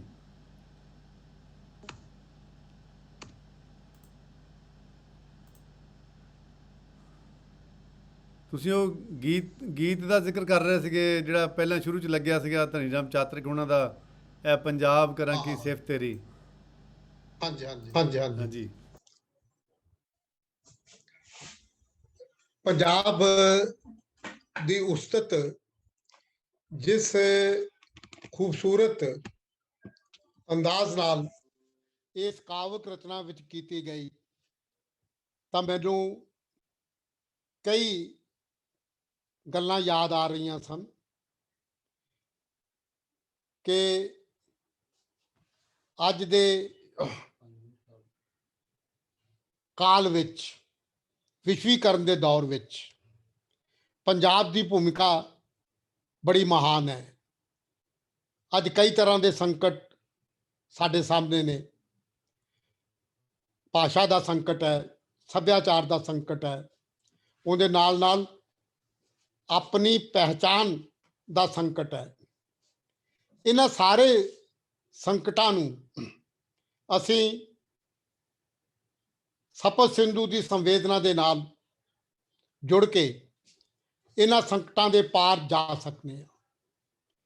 ਆਪਣੀ ਭਾਸ਼ਾ ਨੂੰ, ਆਪਣੀ ਵਿਰਾਸਤ ਨੂੰ, ਆਪਣੇ ਸੱਭਿਆਚਾਰ ਨੂੰ ਅਸੀਂ ਮੁੜ ਆਪਣੇ ਮਨਾਂ ਵਿੱਚ ਵੀ ਸੁਰਜੀਤ ਕਰ ਸਕਦੇ ਹਾਂ, ਤੇ ਉਸ ਗੌਰਵਸ਼ਾਲੀ ਪਰੰਪਰਾ ਦੇ ਅੰਗ ਸੰਗ ਰਹਿ ਕੇ ਆਪਣੇ ਉਹਨਾਂ ਸੰਕਲਪਾਂ ਦਾ ਇੱਕ ਸਿੱਧਾ ਰਿਸ਼ਤਾ ਆਪਣੀ ਕੌਮ ਦੇ ਨਾਲ, ਵਿਅਕਤੀ ਦੇ ਨਾਲ, ਪਰਿਵਾਰਾਂ ਦੇ ਨਾਲ, ਨਵੀਂ ਪੀੜ੍ਹੀ ਦੇ ਨਾਲ ਜੋੜ ਕੇ ਪੰਜਾਬੀ ਭਾਸ਼ਾ ਦੀ ਉਸ ਵਿਰਾਸਤ ਤੇ ਪੁਨਰ ਵਿਚਾਰ ਕਰਕੇ, ਔਰ ਅੱਜ ਦੇ ਸਮਾਜ, ਅੱਜ ਦੀ ਚਿੰਤਨ ਧਾਰਾ ਦੇ ਹਾਣ ਦੇ ਇਹ ਸਾਰੇ ਪ੍ਰਸੰਗ ਨੇ, ਔਰ ਇਹਨਾਂ ਪ੍ਰਸੰਗਾਂ ਦੀ ਜਿਹੜੀ ਸਾਰਥਕਤਾ ਹੈ ਉਹ ਸਾਡੀਆਂ ਪੁਰਾਤਨ ਪੋਥੀਆਂ ਦੇ ਵਿੱਚ, ਸਾਡੀ ਪੁਰਾਤਨ ਵਿਰਾਸਤ ਦੇ ਵਿੱਚ ਪਈਆਂ ਹੋਈਆਂ ਨੇ।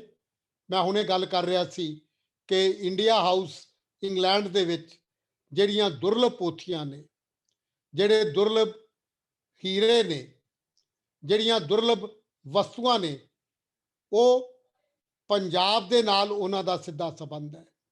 ਤੇ ਅੱਜ ਦੁਨੀਆ ਉਸ ਵਿਰਾਸਤ ਦੇ ਉੱਤੇ ਮਾਣ ਮਹਿਸੂਸ ਕਰਦੀ ਹੈ, ਉਸ ਵਿਰਾਸਤ ਨੂੰ ਦੁਨੀਆ ਦੀ ਵਿਰਾਸਤ ਮੰਨਦੀ ਹੈ।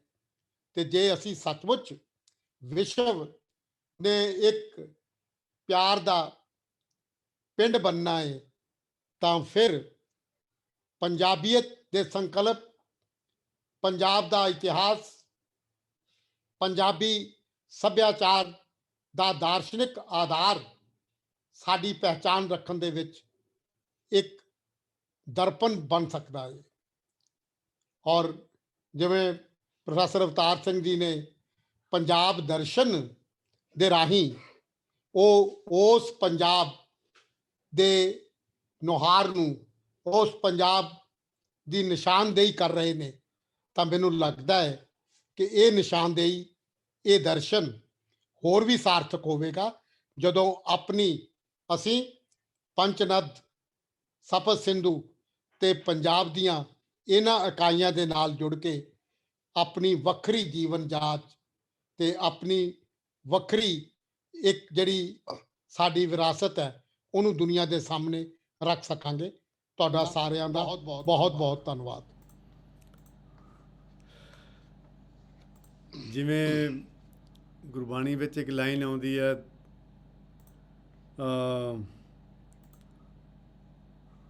कहबे को शोभा नहीं देखा ही प्रवान।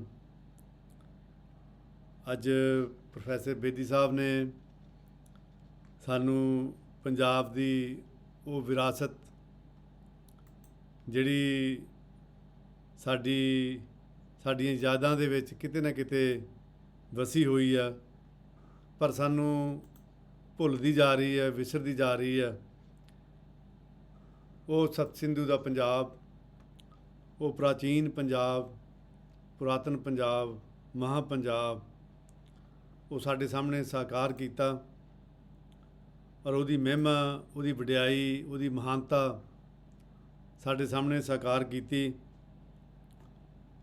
ਜਿਵੇਂ ਸਭਿਅਤਾ ਦਾ ਸਿੰਬਲ ਇੱਕ ਰੁੱਖ ਨੂੰ ਅਸੀਂ ਮੰਨਦੇ ਹਾਂ, ਔਰ ਰੁੱਖ ਦੀ ਖੂਬੀ ਹੈ ਕਿ ਉਹਦੀਆਂ ਜੜ੍ਹਾਂ ਜਿੰਨੀਆਂ ਹੇਠਾਂ ਵੱਲ ਧਰਤੀ ਦੇ ਵਿੱਚ ਫੈਲਦੀਆਂ, ਉਨੀ ਹੀ ਰੁੱਖ ਦੀ ਛਤਰੀ ਜਿਹੜੀ ਆ ਉਹ ਅਸਮਾਨ ਵੱਲ ਫੈਲਦੀ ਆ। ਅਤੇ ਜਿਹੜੇ ਰੁੱਖ ਦੀਆਂ ਜੜ੍ਹਾਂ ਜਿਹੜੀਆਂ ਕੋਈ ਕਤਰਨੀਆਂ ਸ਼ੁਰੂ ਕਰ ਦੇਵੇ, ਕੁਤਰਨੀਆਂ ਸ਼ੁਰੂ ਕਰ ਦੇਵੇ, ਅਤੇ ਉਹ ਰੁੱਖ ਜਿਹੜਾ ਉਹ ਉੱਪਰ ਵੱਲ ਵਧਣ ਤੋਂ ਵੀ ਰੁਕ ਜਾਂਦਾ।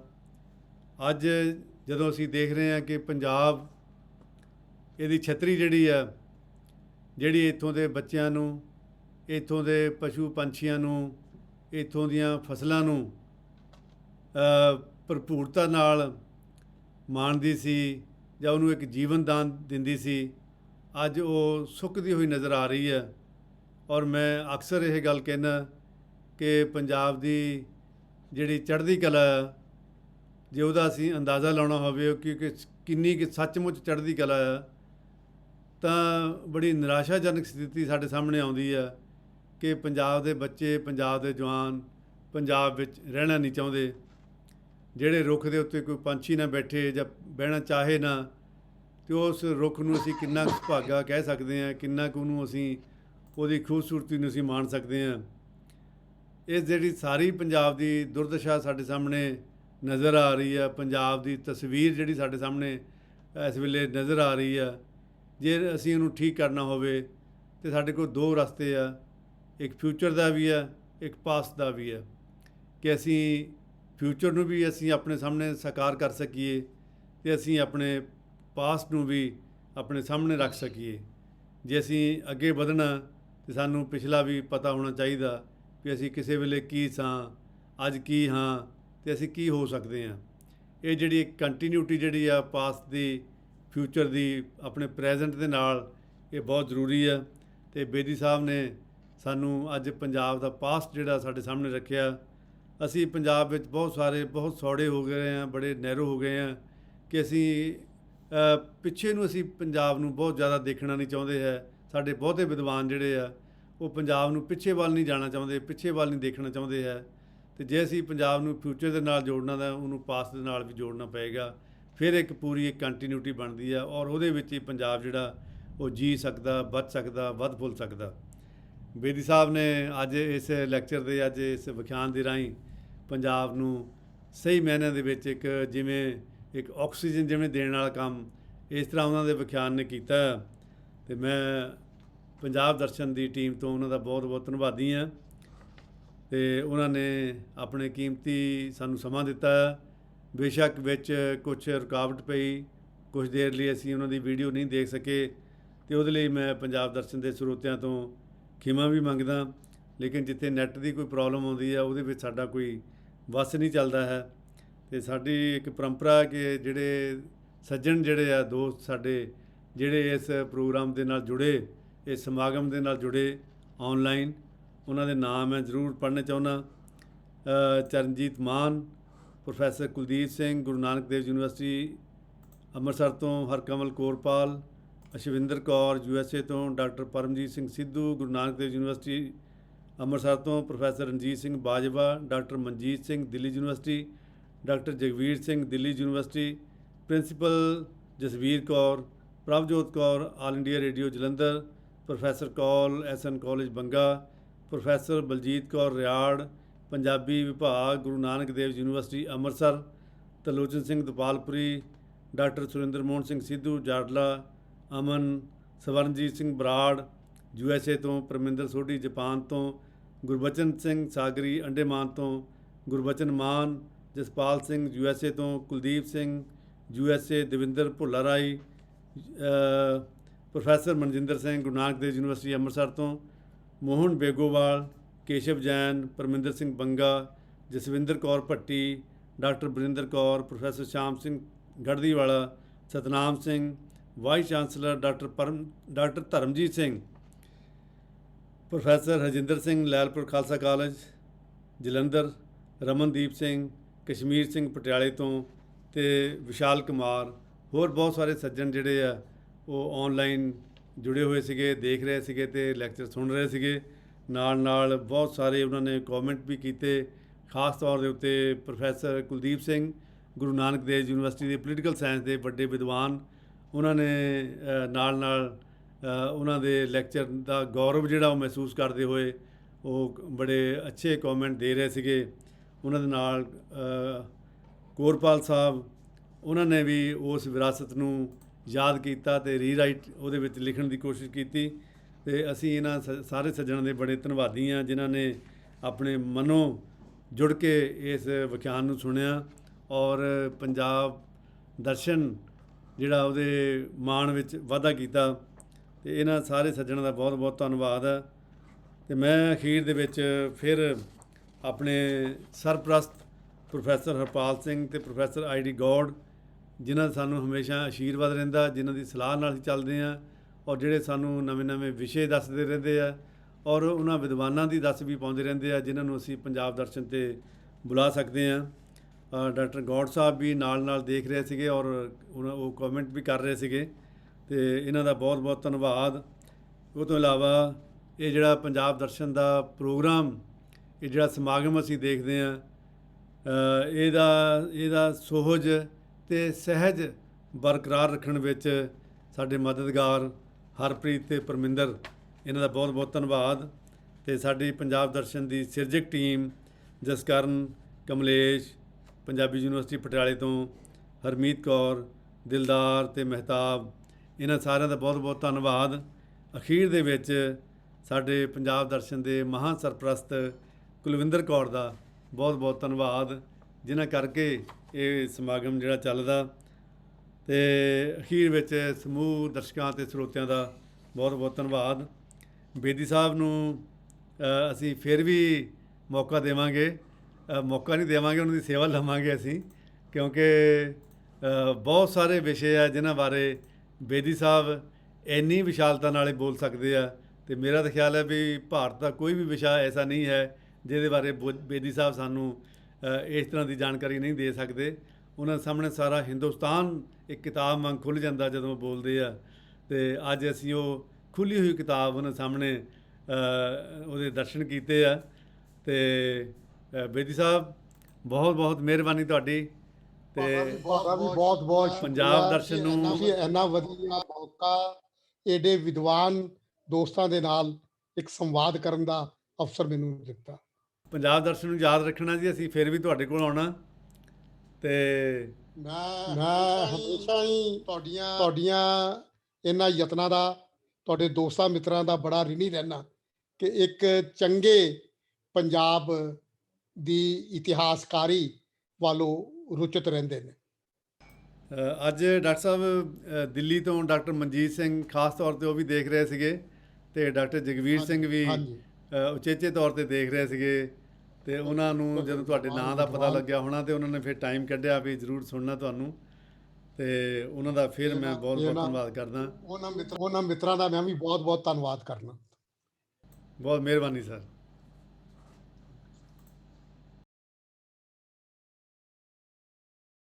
ਪੰਜਾਬ